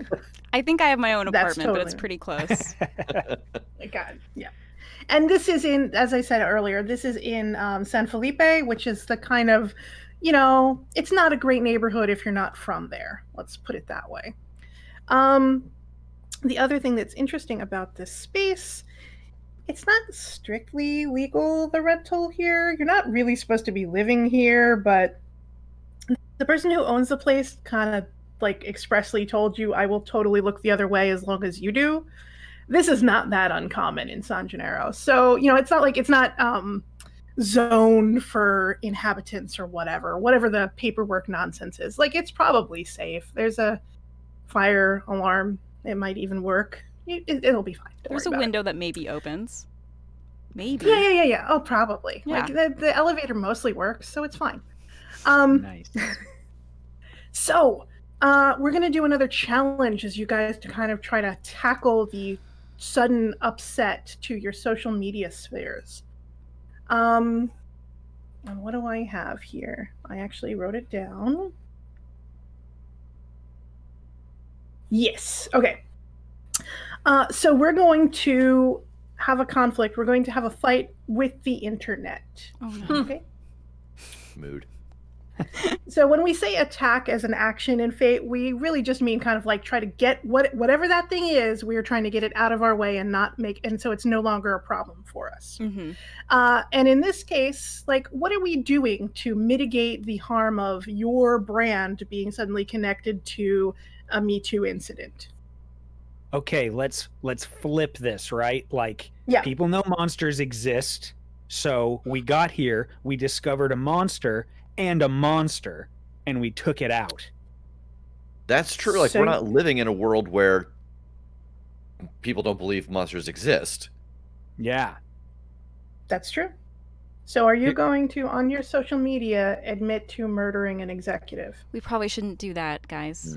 What Also, we can do is share the general story of like where we came from and like what we were promised and how that was taken away from us, and like share our experience to say like, this has happened to many people, this has also happened to us, so like, yes, we absolutely understand where this is coming from and are like very glad to have the solidarity with other people, that we don't feel so alone, that we came here from completely halfway across the state or country. Country. Can I ask you a question about the world? Yeah. So, just that conversation we just had about like, oh yeah, he was some kind of like demon or something, and we killed him. And you said, do you want to admit to killing an executive? How does that work in this world? If someone is a known monster and you have proof, but they were also like had a job, does that matter? Or do monsters have the same kind of rights and protection that humans do? It depends. I mean, I think we can think of a couple of incidences in the real world of like that guy is totally world, yeah. That guy. Oh, everybody knows what he did. Oh, everybody knows what he did to those actresses, but he still gets jobs all the time. Okay. So it's kind of that. It's that weird, ambiguous place of like, you can prove it, but so what? Yeah. People who are going to believe you. People who don't believe you aren't going to believe you. Okay. So I think that the plan that you all have, and he shot flies in my face. Yeah, so I think it's gross. How are we going to? I think it's a scene of just sort of the four of us crowded around like my laptop and just sort of workshopping like an official statement from the Crit Show about what our interactions with this man. Yeah, and I think that once it is created, it is then a multi-tiered, like, I'm sitting down and recording something to just drop onto our RSS feed right away, like without an episode on it being posted on different social medias, etc. Okay, so one of you is going to sit in a white room with a white shirt and say, I never thought I'd have to make a video like this. No, I think it's very honest. Like, we're not lying. Like, all of this did legitimately happen. We didn't murder him until like Heath shot flies in our producer's face. But like up until that point, like we were promised something, we were fully invested, we were willing to do this, and then it was like completely taken away from us. And then also we got to murder him, but we don't have to talk about that part. We don't have to talk about that part. No, I feel we refused to work with him once we realized what he was. Yeah, Yeah. I feel like right. usually the truth is the best defense, but it's the right kind of truth. You don't have to tell everything. Yeah, we are and doing this on the internet, though. and we don't necessarily want to say that we murdered him, because I don't know if this Yeah. echoes with all of you, but I sure remember his last words being, "You haven't seen the last of me." Yeah. We don't want to promise that. Yeah. Yeah. We don't know for sure. So. Yeah. But we did take a stand. We did. refuse to work with him And anymore. we refuse to work with him again. Yeah. Yeah. Okay. There you go. Okay. That's quite a statement. All right, so then I would like each one of you to give me a roll telling me basically what your part is in creating this resistance. And you're going to make a roll that's basically going to attack the internet here. Okay. Can I look? Oh, go ahead if you have a question. No, I was just gonna do mine, but if you started talking. Okay, yeah. I just Yeah, want jump on it. to I want to find all of the other reports that mirror ours. Like I want to dig deep and find the stuff that's so close to ours that I'm just like, look at this exact kind of frame that we're in.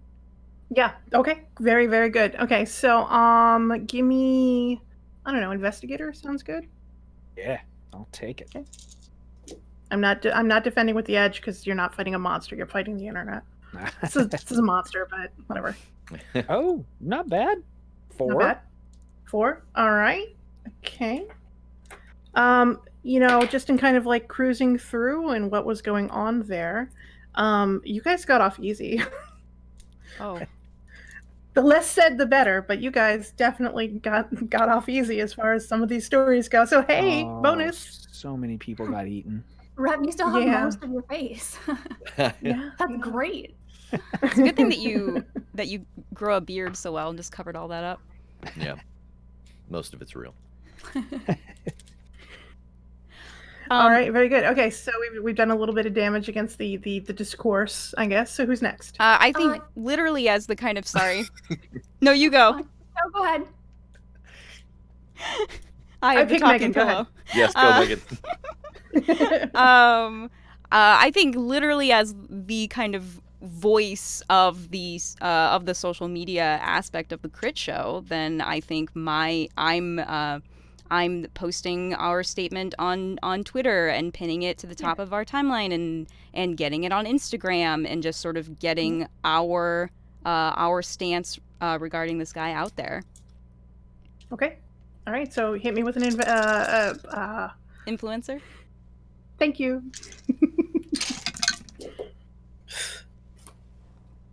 That is a 5. That is a 5. Do you want to call in any aspects? You can say no. Ooh. I'm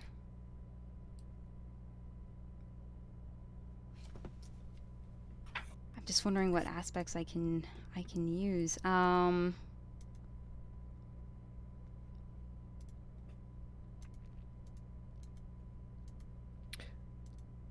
Can I make a suggestion? Please. I mean, you could probably use your aspect to spill the tea, like that you love the gossip and stuff. So it's probably easy for you to convey your own stuff in a way that sounds. You know how to reach as many people as possible. I think that's great. Okay, yeah, I will use exactly the hashtag. Yeah, I will. Yeah, absolutely. I will invoke my drama, spill the tea. That I know exactly sort of how to communicate this. All right, So very good. Okay, so you have done some damage. Very nice. Okay, now Megan. Yeah, sure. Okay. So I think that I'm kind of helping craft what it is that we're putting out. Like, I want to figure out how we're going to present this in a way that's very clear and concise and very obviously shows where we take a stand in this situation, and while also telling our story in a way that is honest and does not insinuate that we maybe murdered him. That's smart. Maybe that's leaving that point out, but I don't want there to be I want to do it in a way that there's not going to be any question about we're not like waffling on like the situation or anything. We're very clear cut. We're very, very structured in our stance. Okay.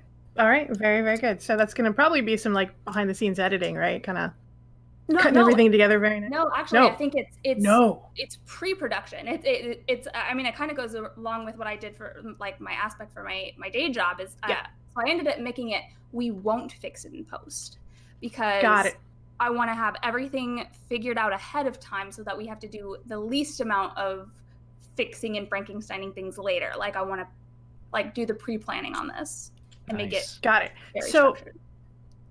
So let me suggest to you, you can just kind of attack the problem as we've been doing, which is cool. Or you could create an advantage based on what you just described as a setup for Rev to kind of bring it home. It's up to you. Either way is fine. No, that works. Okay, cool. All right, so go ahead and create an advantage. You tell me what you're rolling. Okay, so I'm not sure if that would be social worker or grifter. Like grifter sound like it sounds shady, but it is kind of You're like not lying. I'm not lying, but I am like manipulating the situation to be like structured to show the stance that I want to show, and not the murder, and not the murder, and not the murder. Yeah. It's the same. It's the same stat. It doesn't change what I. Oh, okay. Then it doesn't really. Yeah, that's it cool. doesn't really matter. Oh boy. Yeah. I rolled 0. Okay. Okay. But you have fate points, so you want to invoke some aspects to create an aspect? Yeah, sure. What do I need to get to? Okay, so you rolled 0. I have a 2, so you need to get more than a 2. Okay. So at least that's 3, Mina. Very good. Math is good.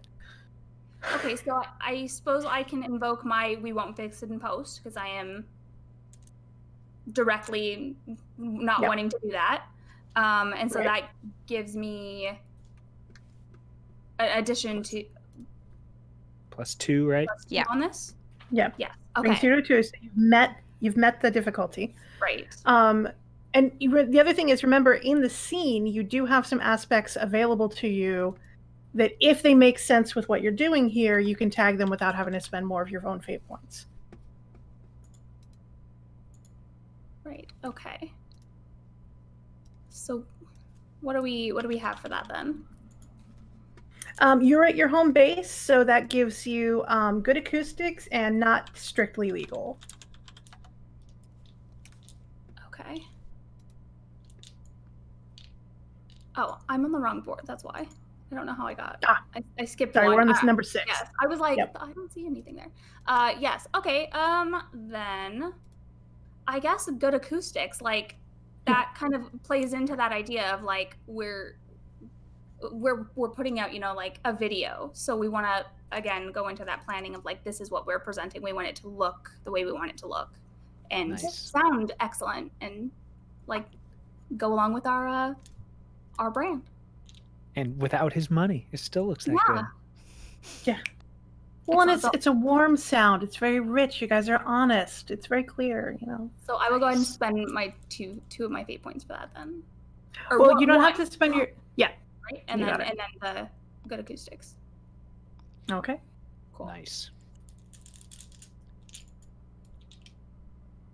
Okay, so now you've created an aspect that Rev can use for his role. What did you call it?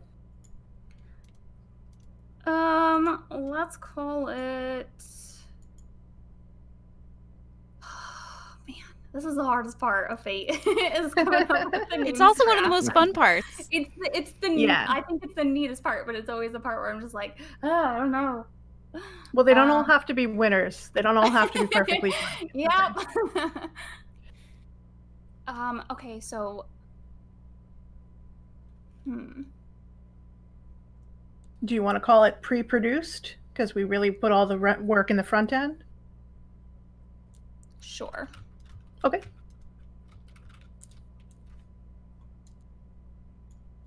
There you go.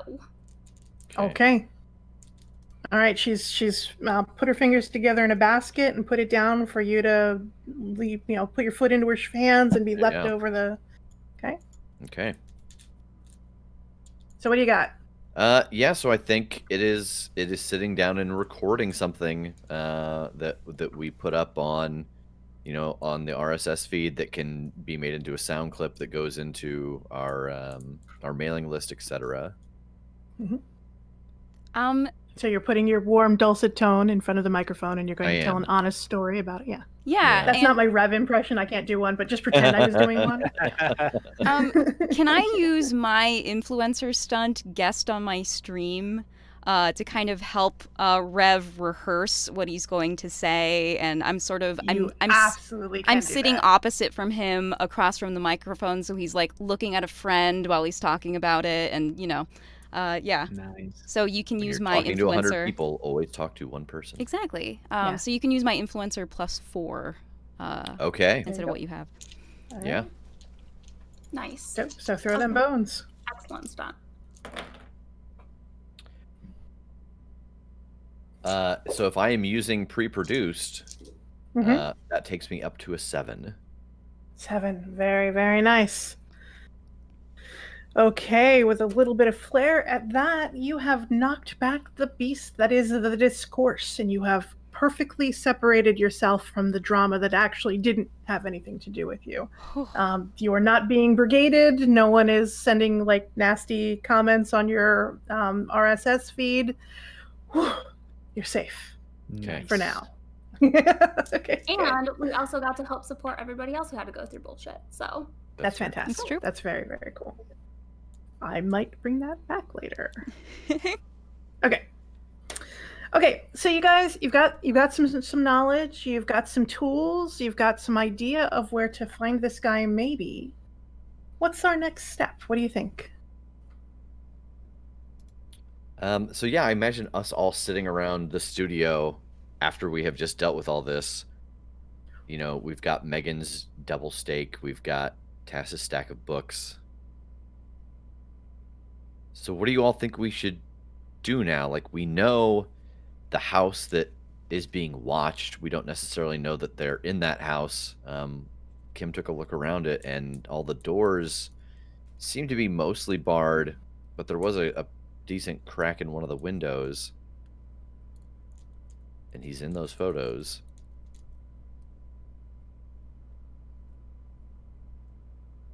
Yeah, I mean, let's see. We certainly don't want to do this at night, but I also don't know what their pattern is with this, with drinking the poor guy and getting all juiced up. Either way, it means there's probably going to be several of them, because if they've sort of pack bonded over this, we're not going to just be fighting one vampire that took him. So when I was talking to some of the people down at the beach, they said that this guy, and I'm gesturing at the photo of the creepy teacher guy, that they see him around the beach a bunch at night, and sometimes he picks up like tourists and takes them away. I'm not suggesting that any of us tries to be bait, but it's, we would at least figure out possibly where they are, at least maybe try to tail them. Does the Serpent's Cross mean anything to you guys? Somebody told me that I would find what I'm looking for under the Serpent's Cross, but like death would immediately follow or something. I don't know. It was like a fortune telling thing, so like it felt right though. I don't know, but it felt right. When we were down at that area by the house, were there any like? I'm thinking of the Serpent's Cross. I'm actually thinking of like the medical symbol. Like, were there any like blood donation places or anything like that down in that area? Like, was there a I always want to pronounce it wrong. I always get corrected. Caduceus? Yes. Around anywhere? So. Was there? You tell me. There was. Yeah. What did Rev see? What did you see? Yeah. When I was trying to like look around and we were trying to play off to the folks on the beach that like, oh yeah, we're not doing anything weird. I think I panned down one way and there was beach, and I panned down the other way, and there was a sign sticking out from one of like those little series of like 4 or 5 shops all connected together that had that symbol on it for like blood donation and stuff like that. Yeah, I mean, it could be that. I mean, that's a Serpent's Cross kind of, and it would make sense if they're taking JJ's blood. Yeah, what better place to set up than somewhere you're drawing blood from people? So what was the fortune then again? That just we should go to that? That you'll find what you're looking for under the Serpent's Cross, but then death will immediately follow. She didn't say my death. Oh Just no. Just death. Death. Oh, so it could be the bad guy's death. I mean, hopefully. It could be but it like immediately follows, so like it could be. Oh no. I don't know. Immediate so soon. Yeah. Yeah, I don't like that. I don't like that. I don't like internet trolls. I don't like prophecies. I think I'm a little fired Tass up has had it up to here. Yeah. I think I'm a little fired up here. I'm ready for this fight. I'm ready to go see what's going on. So if I could, I would like, with what I've learned, to invoke my lore hound and beef up my the thing that I learned for 3 vamps in a trench coat to be 3 invokes. Okay. All right. Is Sounds that good to okay? me. Yeah. I like that a lot. Okay. All right. So yeah, you're fired up. The kind of genius, the Greek style genius is kind of sprung out of your head, and like everybody's like, huh, he's onto something. So are you guys headed back to the beach? Are you going during the day or are you going at night? What do you think? I think we got to go during the day, right? Like, do we check that, like wait till it's daylight, check the house, then go down a little further and check the blood place, or other way around? I definitely want to check out the blood place. Yeah, same. All right. I mean, I hate that the bait thing is a good idea, but that makes it an even fight. It sure does. It sure does. We need the sun. Yeah. Yeah. Yeah, I agree. Yeah, okay. All right. If the sun is something that would help us in this situation, because it's like there's only one of them that are really affected by the sun, right?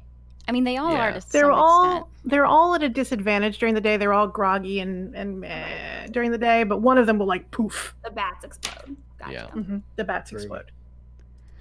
Well, that one. I mean, at this hour we should probably head back to the beach, because it's gonna be like an hour, 2 hours in traffic on the 10 right now in order to get back down there. That's right. So we gotta motor. Okay, let's go. Okay.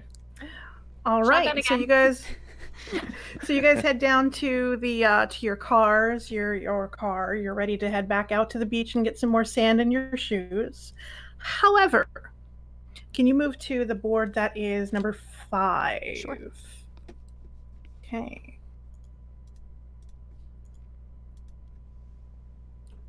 So, you guys head down to your car, and there's a dude leaning on your trunk. Excuse you. And I'm up. Hey.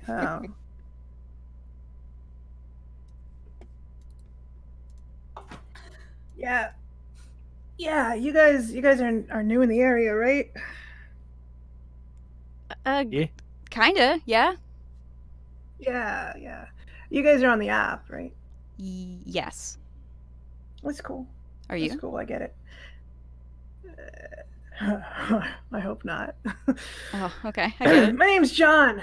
Yeah, my name's John. I'm kind of the eyes and ears in San Felipe, so it's good for me to know who's around, right?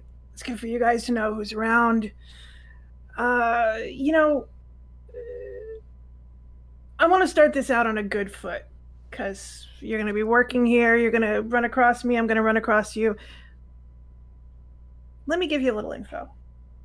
This one's on the house. Okay? Okay. Okay. All right. While he's sort of giving his little spiel there, does anybody want to give me a nice, strong occultist overcome? I would, yes, please. Yes, please. All right, go ahead and roll. That's a 6. That's a 6. All right, very good. No problem. John is definitely dead. You can tell like his skin's pretty sallow. There's some like kind of green veins along the edges of things. When he was kind of itching himself nervously, kind of like a little more skin flaked off that probably should have. There's a a scent that kind of permeates around him.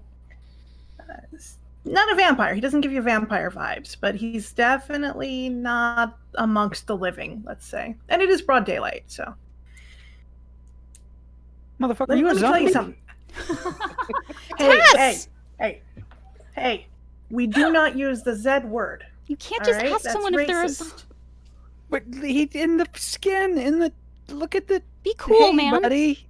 Hey, man. Okay. So, hi. All right. The technical term is hungry dead. I am fully sentient. I don't eat brains from people I've killed. It's cool. That was a weird qualifier. Cool. Yeah. I'm not going to lie, John. That was a weird qualifier. Man, you got steak on your breath. Don't you worry about it. I'm sorry, John. My friends are from the Midwest. Please keep going on. Yeah, it's cool. I get it. You get Okies out here every now and again. It's fine. But you're on the hunt. You're on a job, right? You guys are always on a job. Uh-huh. Tell me what. I'll give you one piece of information for free so that we can build a friendly relationship going forward. What are you doing? John, can I ask you a question? Yeah. You asked us if we were on the app. Yeah. Are you on the app? Like I said, I sure hope not. Okay. I just want to make sure like you're not trying to gain favor in case you are on the app. Yeah, that's exactly what I'm doing, bro. It's cool. Yeah, okay. Come on, John's cool. No. Fuck, you know John? He seems cool. Everyone be cool. He is exactly your type. Like you've been lured into this before, Kim. He's very cool because he doesn't have a pulse. It's very cold. Like me some skinny, sad dead boys. sickly boys. Sad, sickly mausoleum boys. Okay, but who amongst us does not? So you're telling me there's a chance. Well, here's the thing. He's trying to give us information, right? So let's take the information. Complete with a rim shot. Clip that, someone. What do you think, guys? Should I try to show him the picture and see maybe if we can find out more about this guy? See if he knows which family he's from. Okay. John, good call. Do you recognize this guy? And I'm gonna show him the picture. His name is Ricky. Oh man, he looks like a creep. Yeah, right? And you know, when The Walking Dead tells you somebody looks like a creep. All right, whatever. Yeah, you know, I've seen him around. He used to live in the Flip. Mm-hmm. Back when there was a big gang turf thing amongst the vampires. He used to be a member of Eliza's gang. They had this whole thing. They were going to overthrow the city by just making so many vampires that they kind of like overwhelmed the politics or whatever. Most of them got wiped out by the Impaler. But some of them stuck around. They're still doing their weird thing. They got a thing that they do. I don't know how, but they're like tougher than regular vampires. I don't know what it is. I don't mess with vampires. They don't do drugs, so I don't got no work to do with them. You know, Tougher, if I were in that like, business, which I'm not. They're like bigger and stronger than like the other kind of vampires, or? Yeah, they get boosted on something. I don't know what, but it's nothing I sell. Huh. And they all hang out together? They used to. Most of them have been killed off, but the ones that are still around, like that guy, he might still have some buddies. Eliza, do you know what which vampire family she was from? Eliza? Yeah, she was a wolf. Okay. El Lobo. What's their deal? The wolves? Yeah. They're territorial. They're like super violently territorial. They're real fast. They're real mean. And like if you're in their turf when you come into conflict with them, they're even tougher somehow, you know, like the offense makes them mean. I don't know. But see, the thing is, Eliza, she didn't do the making because that's illegal. Mm-hmm. She had people do it, and then they would get caught and get killed, but they'd made so many by then that it was just a whole thing. There's a lot of young vampires around San Gennaro now who don't know nothing from nothing. Oh, man. Okay, so do we think this toughness is from the proposed feeding method or the warthog thing? I'm pretty sure it's from the first one guy. Yeah. Yeah, because I mean, like, you get the javelinas, they're up in San Maria Cay. That's up in, like, almost in the mountains. They don't come down to the city proper very often. It's mostly wolves and rattlesnakes and stuff around here. Bats, Okay. lots of bats.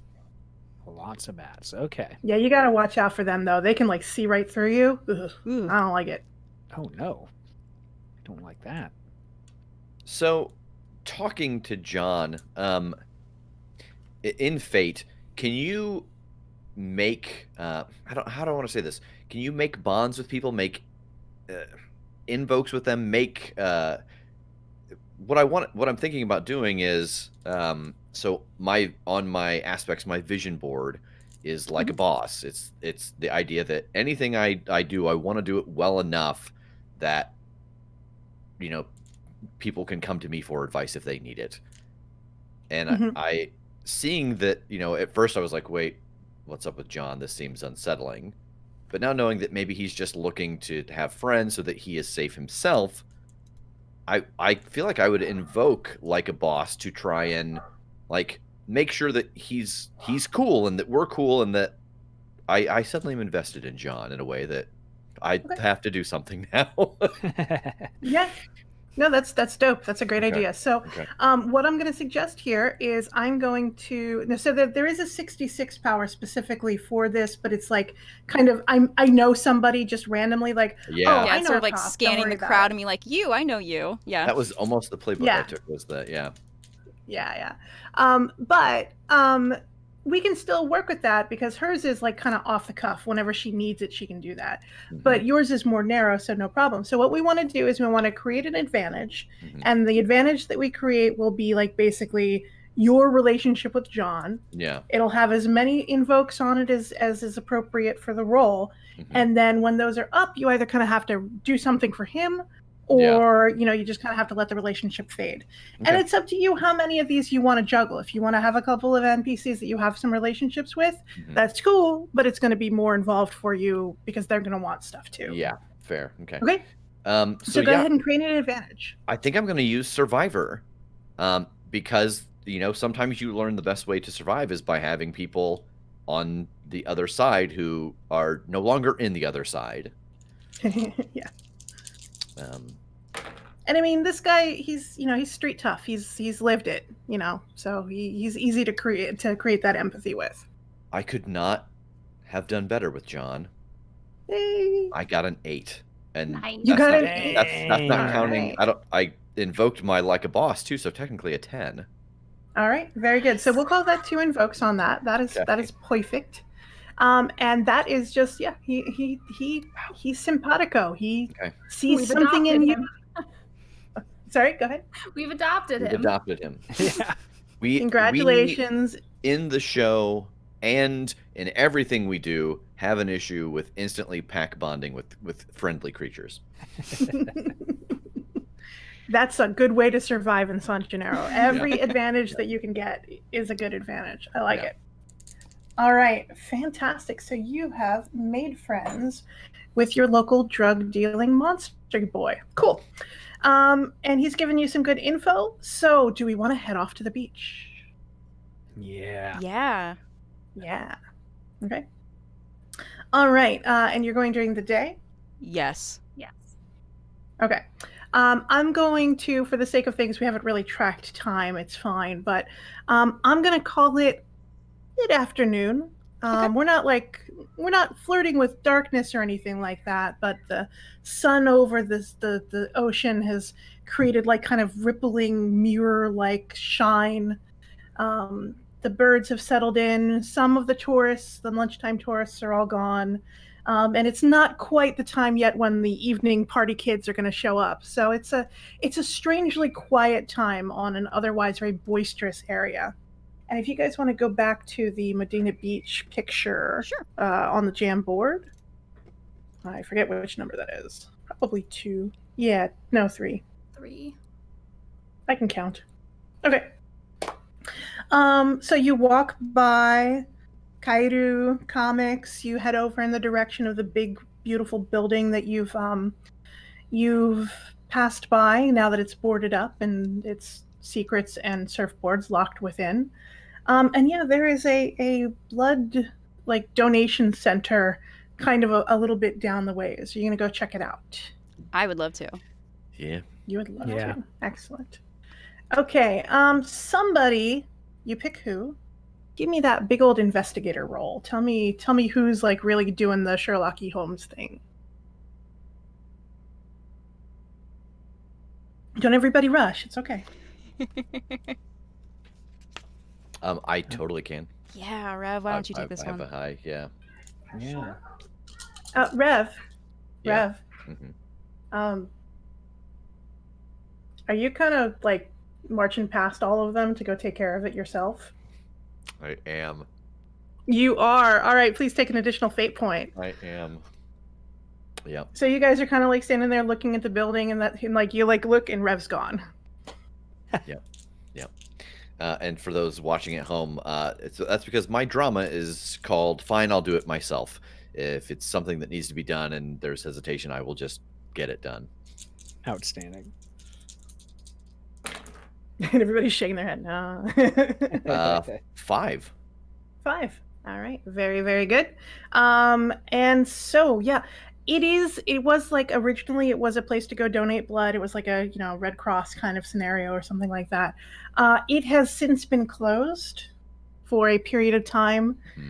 There's a big sign in the window that says we'll open when we can, but there's no formal, it's not citywide vacant or anything like that. It's not been open for a while.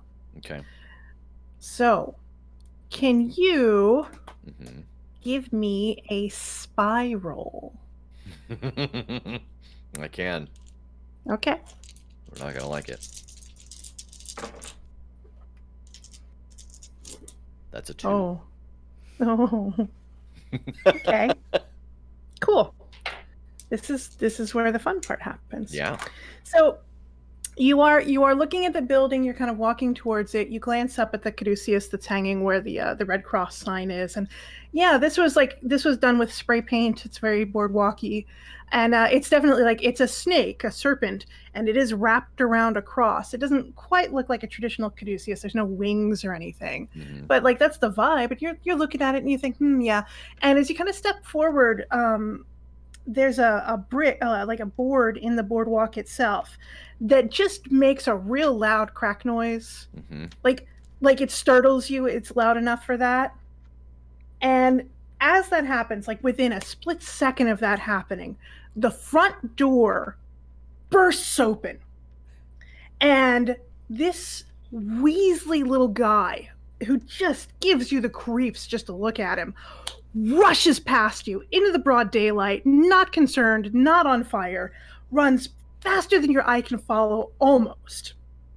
The only way that you don't lose track of him is the fact that he just grabs one of the unhomed people living there, sinks this long a fang into the guy's neck, and drains him. You see the color immediately slip out of the guy's face, and before you can even act, he has fallen to the ground, twitching with foam, yellowish foam coming out of his mouth. Dead. In a second. And as soon as that happens, creepy guy goes running. Running away? Yes. He stopped only long enough to grab a snack and then went gone. Yeah. And is he going opposite direction of the rest of the team? No, that would be too easy. Okay. Good. So he's running at us? Oh, he's running toward you. Okay. Let's hope he's not running at you. Yeah. Okay. Yeah, I think I wanna try to use something in the environment to trip him up here. All right, so we're going to move into another challenge here. And this is a chase. We're going to do a full fun chase scene. There's a couple of things that we need to keep track of, and we're each going to do a roll to handle one of those parts. And then depending on how everybody rolls afterwards, we're going to kind of determine how that went. Okay. So the 4 parts that I want to see everybody kind of keep track of is to keep any innocent people out of danger, because we've already seen him kill without hesitation and with all alacrity. He has killed. And insanely we don't fast. want to, yeah, way fast. We don't want to lose him because he could get lost in the crowd real quick if we're not right on our feet, as you were suggesting. We don't want to alert the bike cops or the cops in cars or the cops with guns. So we need to manage our things in a way that doesn't get us alerted to the police, and maybe try to figure out where he's going, because you can't run after him. He's moving too fast, but you might be able to calculate where he's headed. So that is 4 challenges. Who wants to try what and how? I think I have to protect the innocent. Okay. I think that fits. Yeah. Okay. How? I think I want to find a local like artist that's like selling stuff on the boardwalk, and I think it's like marbles, like with different like designs in them, and I want to take like trays of them and roll them towards like people that are nearby, so that if this guy's running, if you were to deviate to go towards anybody like on this way towards us, that he would get tripped up and not be able to like get a hold of them. Fantastic. Okay, so you're going to create an advantage, and it's basically going to create a zone of difficulty for him to travel through. So go ahead and give me some kind of roll. What are you using to do that? Kind of roll. Okay, let's see.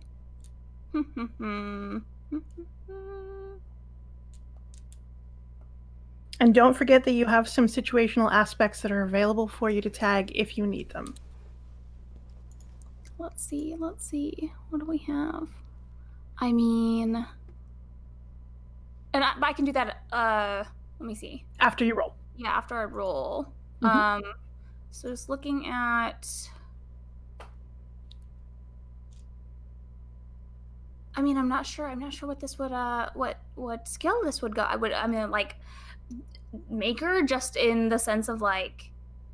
You know exactly what's going to hold up. Yeah. Yeah. Okay. Yeah. Cool. Okay, let's do that.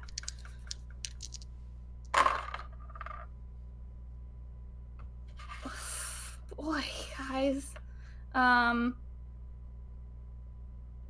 3. 3. Okay. Do you want to tag any of the situational aspects to boost it? Yeah, sure.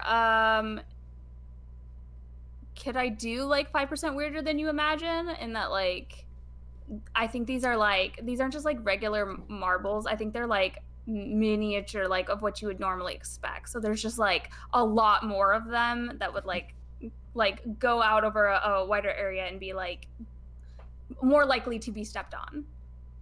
Yeah, and I'm actually gonna up that just a little bit to make it a little even weirder. Okay. Some of them are marbles, and some of them are those little Orby beads, the little like water beads, if you know what I'm talking about. Yeah. And they're not filled with water; they're filled with like colored stuff. They were probably supposed to be used for some kind of game. Yep. So some of them are kind of like bursting and popping, and there's kind of like colored water, slightly watered down paint, kind of getting everywhere. Yeah, absolutely. There are. Yeah. Okay. All right. So you can throw that up on the board. Okay. And so I'm invoking that. So I take that invoke, and then so that gives me. I have 3, 4. No. Yeah. 3, 4, 5. Yeah. Right. Okay. And so what you're basically doing is you're turning 1 invoke on that one to 2 invokes on the new one, because you're succeeding with style. Oh, nice. Okay. Yeah. Good exchange. Here,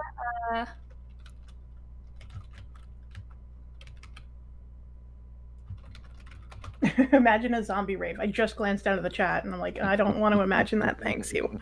Okay, and then you said 2 invokes on that? Yep. Dupe and dupe. Cool.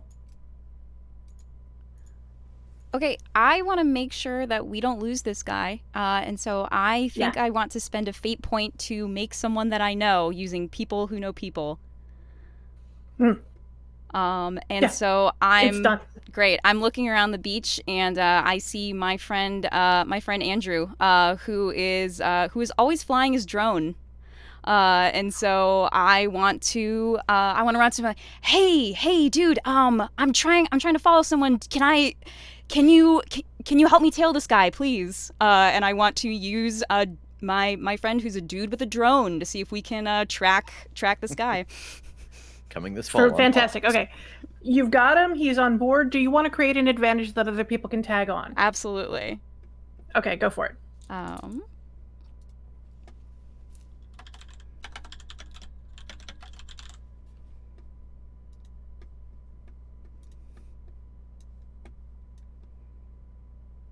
right, so I've created the aspect dude with the drone.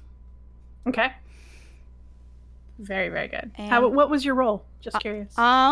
So I believe I spent a fate point to make the aspect, and so I've made Andrew, and then I think I'm going to so they have a relevant skill set at 4. So would hacker be the sort of drone control, or what would be the hacker relevant or spy? Skill? All right.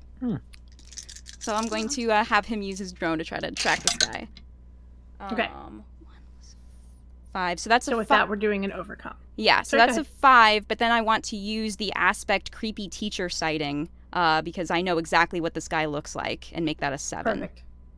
Okay, very, very good. Very, very nice. Yeah, you're not losing this guy. Not in this crowd. No way. Excellent.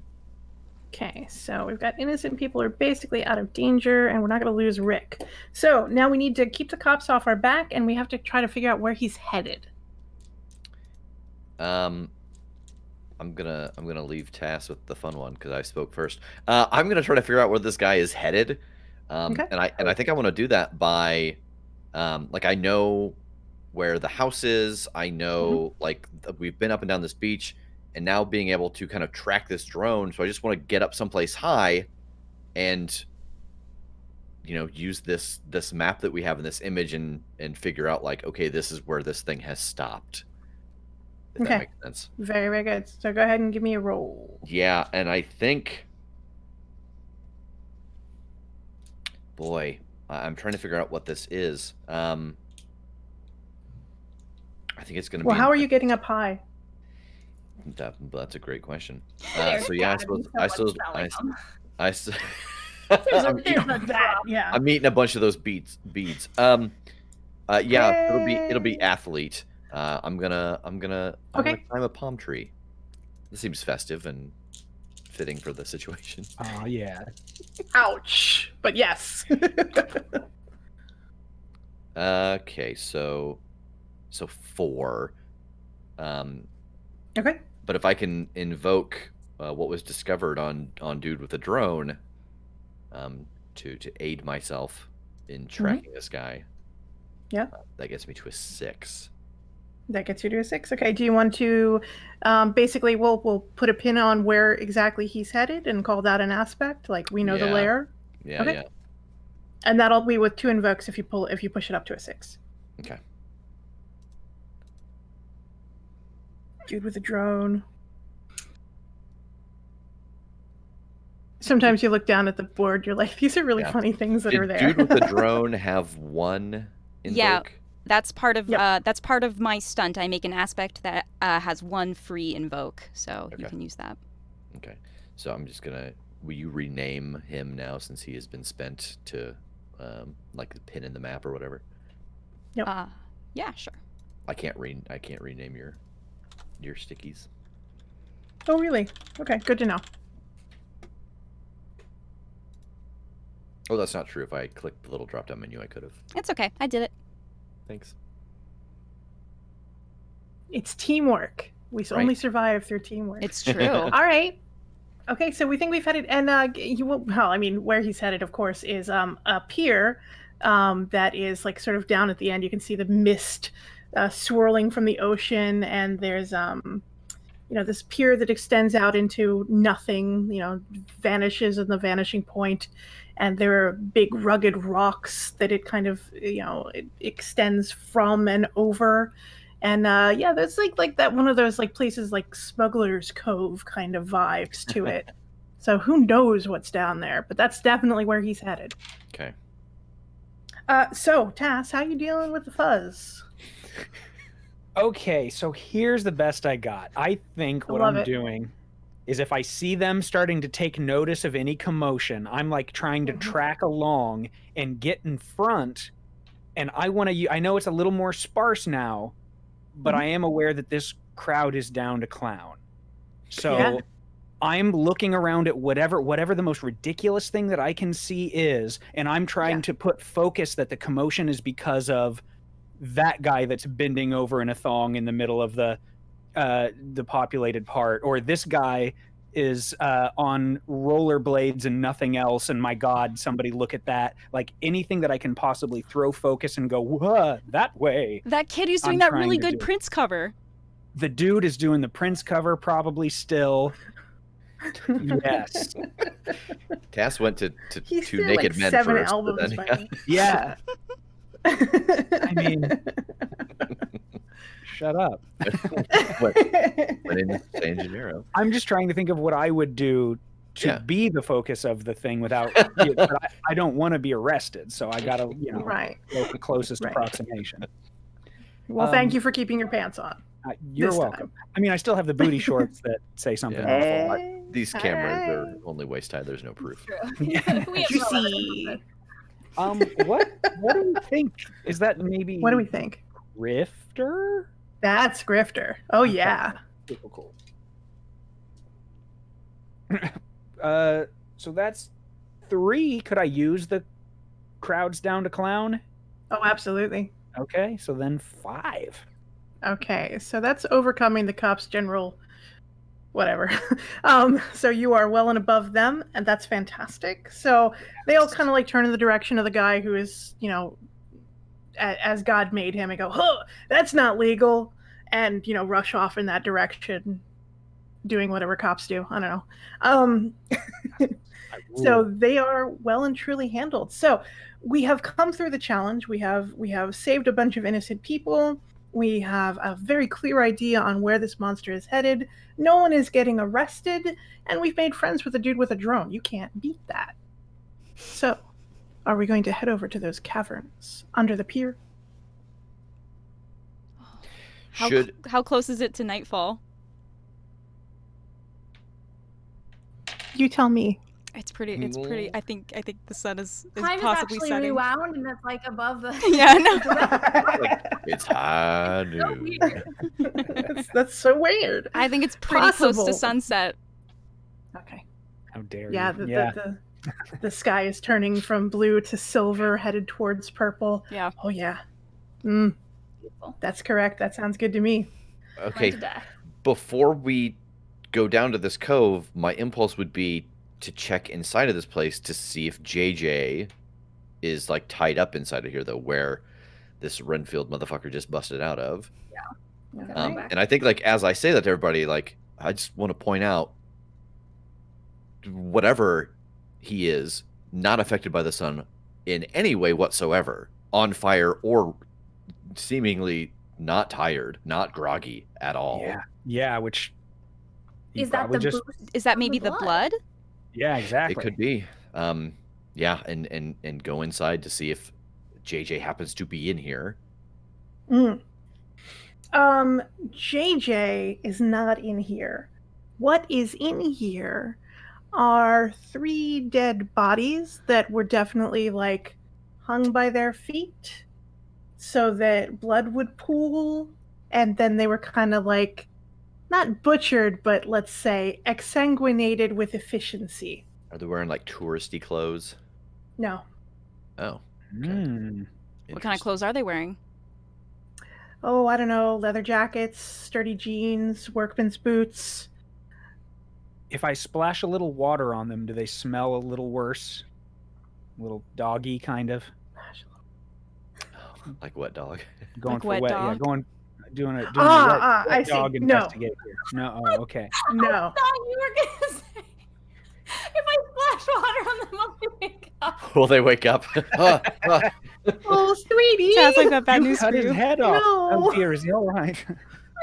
This is the worst case of cut in half I've ever seen. No, somebody give me an investigator.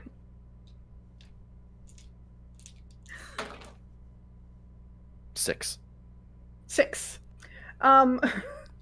One of them is wearing a blazer, not a blazer. What's the word? Like a windbreaker. And on the back of the windbreaker is the symbol for the iHunt app.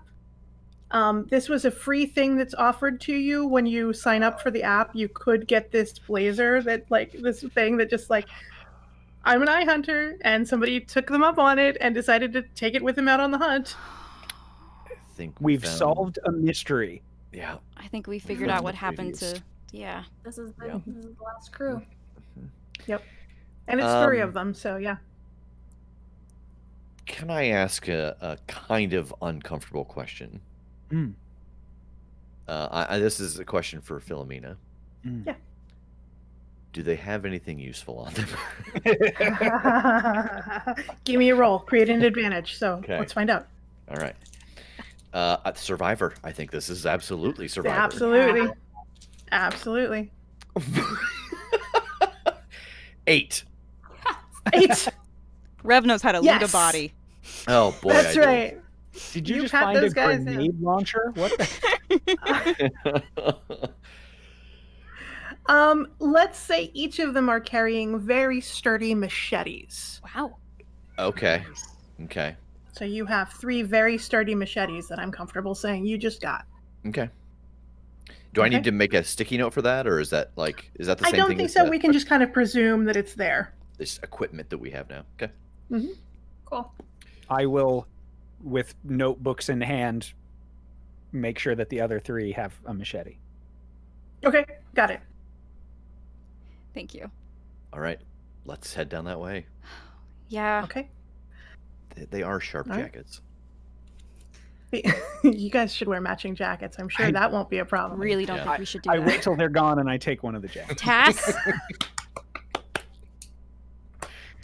I put it on and I walk on the boardwalk and say, everyone, hey, did you see my jacket? Look at my cool jacket. Do you know how rare it is to find a men's small jacket? Okay, just let me have this. Let alone 3 of them. It's weird. It's 3 guys your size exactly. That's so strange. Wild. And they all look exactly like you. To be continued. Oh my god.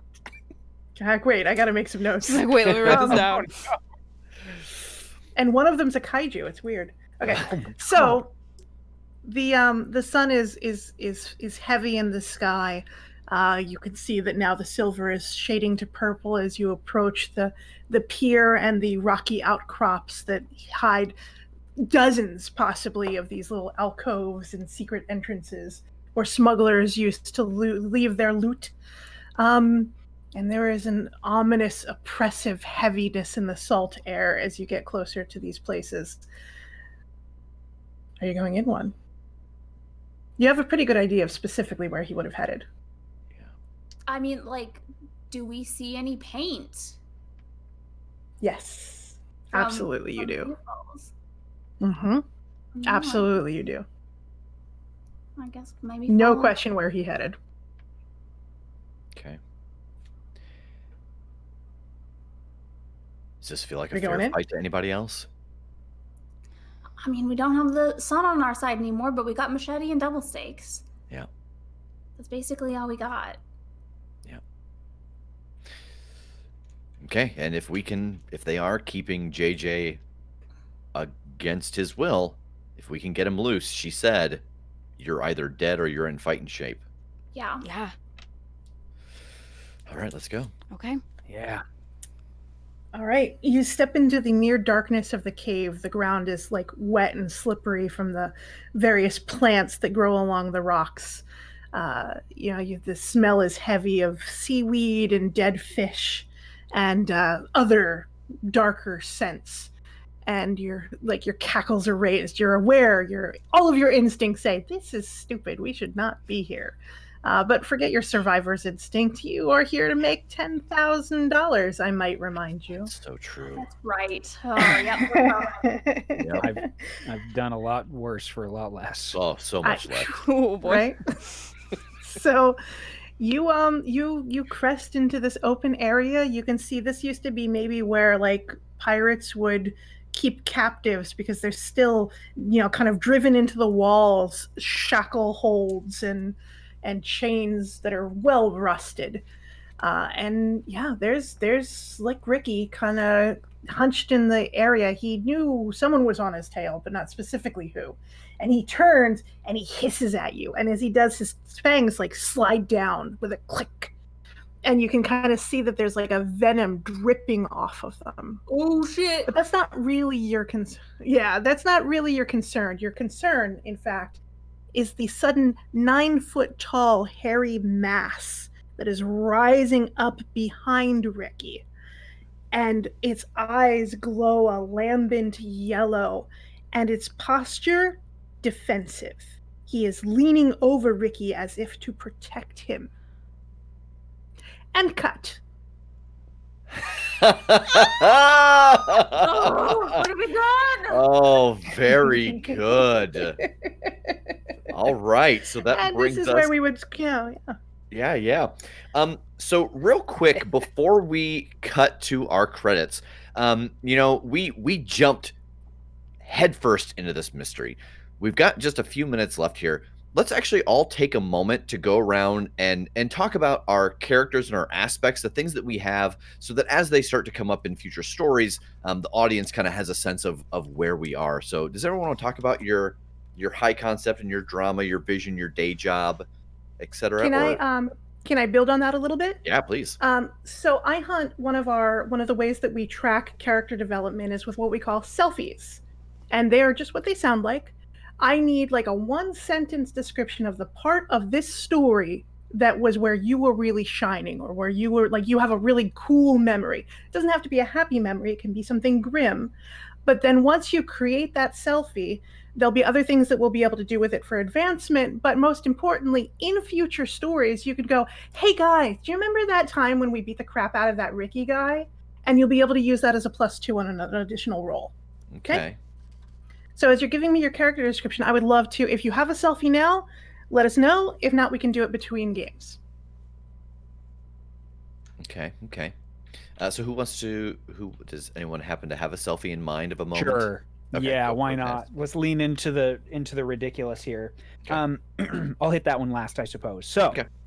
For my aspects, my high concept, the sort of the elevator pitch of this version is rabbit hole researcher, because this is just very much something that I do and am. I see something that I'm like, oh, that's neat, and then 6 hours later, I've deep dove through all of the different wild branches that have to do with that seed that started way back. So I just love that kind of research, especially with stuff like monsters and kaiju and cryptids and folklore and stuff like that. So I genuinely am so deep into that stuff.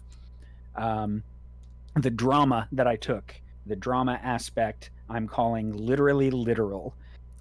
Because of this same kind of prospect above, that whole tunnel vision that I get on something, I literally have this sort of way of thinking that it takes me a little time to sort of translate what people are saying sometimes, and I take the literal meaning of their words first, and I have to go, that's not a thing, and kind of go, okay, what are they trying to communicate to me? So I thought that would be a fun drama for this when we're in the middle of action and somebody said something and I kind of, there's that chance I go the other way and go, oh no, I did not read their situation wrong, I'm sorry. My vision board, I'm calling Gotta Catch 'Em All. So this is another big deep thing for me, like what I strive to do and accomplish, especially with this world of monsters that we know exist, is I want to experience them all myself. Instead of doing the research and going on these deep dives to learn about them, I want to be the one that gets to be the thing that other people are researching, and I want to be able to say, I've hit them. If people know this monster exists, I've got it. And my day job, I'm calling The Customer's Never Right. And this is going just back to a customer service background. People just flip their lid about dumb stuff that is almost never correct, and I pride myself in being able to make them happy about telling them no anyway. So I've gone with that. Speaking of which, I think that'll be my selfie for this. I think the selfie is me going and pointing at some ridiculous thing on the boardwalk, as kind of a culmination of a few of these things of the research that I do, that I had scoped this place out. I understood instinctively how it works on a literal level and was able to use that to my advantage. What would you call that? Like, I like the visual of you pointing, but like, what would be the little sentence that we can tag back to later? Oh goodness. Okay, yeah. Let's call it their wolf. I love it. That is a call out after my own heart. Their wolf. Excellent. That's very good. Taffeta, darling. Okay, who else wants to tell us about our character and maybe throw out a selfie if you got it? Yeah, I'll do that. So my high concept is quintuple threat. She sings, she dances, she acts, she kills monsters, and X other things. My drama is spill the tea. If someone has a secret or drama or gossip, and I have to know about it, especially if I'm not supposed to know about it, and especially if everyone else knows about it and I don't. My vision board is "and the Tony goes too." I'm a total theater dork and musical theater girl at heart, and my dream is to be on Broadway. And going along with that, my day job is #booked and blessed. While I'm waiting for my big break, I will pretty much take any sort of mercenary actor job that exists, whether that's playing like a Disney teen or fast food commercials, or really anything, as long as it pays the bills. And then I have 2 more aspects. We each have 2 additional aspects, and some of the other people are waiting to sort of see what fleshes out for them, but I chose mine initially. Okay. So I have aspect tutor to the rich and famous. I teach music lessons to the privileged children of wealthy people in probably Ava Blue, and so that gives me some degree of access. It also, I'm a little used to being sort of treated like the help, or treated like a unofficial nanny to the people that I give piano lessons to. And my other aspect is #not all trust fund babies. If I need to, I probably have access to my dad's credit card, and I can use it if I really need to. But then that means that probably I'm going to get a text from my mom later asking why I spent all this money on this thing. And perfect. So my selfie, I think, probably has to be just like a sweet, almost sunset photo pic of me and Andrew, dude with a drone, who really helped me out with the solid. Perfect. Okay, who's next? I'll go. Okay, yeah. So my high concept is called Collector of Hobbies. And it kind of goes along with this the subgroup that I have within the Knights of the oh my gosh, what is it called? What am I? Operative. Operative. Yep. I almost said Oculus, and I'm like, nope, that's a movie. That's not it. That's a movie Nintendo that thing, right? Operative, being able to like utilize pieces of your environment. And if that goes really well with like this idea that I kind of dip my toes in a lot of pools, like I have just a ton of different hobbies. I'm adequate in a lot of different things. I bake and I knit and I ride vintage mopeds and I like do roller derby, and like I've tried all of these different things, so I kind of have like a general idea of what a lot of things are and how they work. So I have that ability to look at the things around me and be like, what can I turn this into? What can I make out of this? My drama is Midwest Nice. And so it's kind of this like double-edged of like, I feel like I have to help people. If I'm presented with an opportunity where I could like benefit somebody else, like I have to do it, or I feel just terrible about myself. But then there's also that like you can be really kind of passive aggressive to people and like be mean to them without saying anything mean. Like I don't like to do that, but I can. And then my vision board, my ultimate goal that I want to do is called Day Drink on My Porch. So it's something I've said to people a few times. Like, you know, I don't have this like big goal. Like when I went to school for animation, people are always like, oh, you want to work at Pixar? Oh, you want to work for Disney? And I'm like, no. Like I want to be a part of a small business where I can literally do the same thing every day, which is just something that I enjoy doing. It's not my passion. My passion are my hobbies. I just want to be able to afford a house and have a deck that I own that I can sit and day drink on. Like that's all I want in life right now. So that's where my sights are set. And then my day job as a video editor, it's called We Won't Fix It in Post. And so it kind of plays into that idea of I want to pre-plan. I don't want to like do a shitty job in the beginning and then just assume that I'm going to be able to fix it later. I want to like cover all my bases as I go along. Perfect. And do you have a snapshot? Do you have a selfie? Oh, okay. Does the selfie, does it have to be something you succeeded in? No.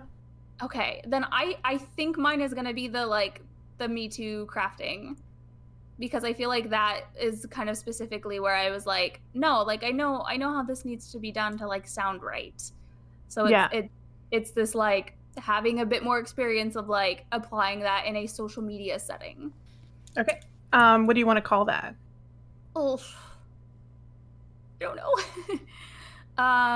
You can think about it between games. That's also okay. Or you could take some advice. On it, unless anybody has some ideas. I would love that. Damage control. I don't know. That's not bad. Sure. Yeah, let's go with that. Damage control. Damage control. All right. And then my high concept is Jack of all trades, master of some. It's kind of similar to what Megan talked about with her collecting of hobbies, except mine is more along the lines of I've had so many jobs in my lifetime and varying types of jobs that there's a good chance that when something comes up, I'll at least have a passing knowledge of how to make it work or how it works.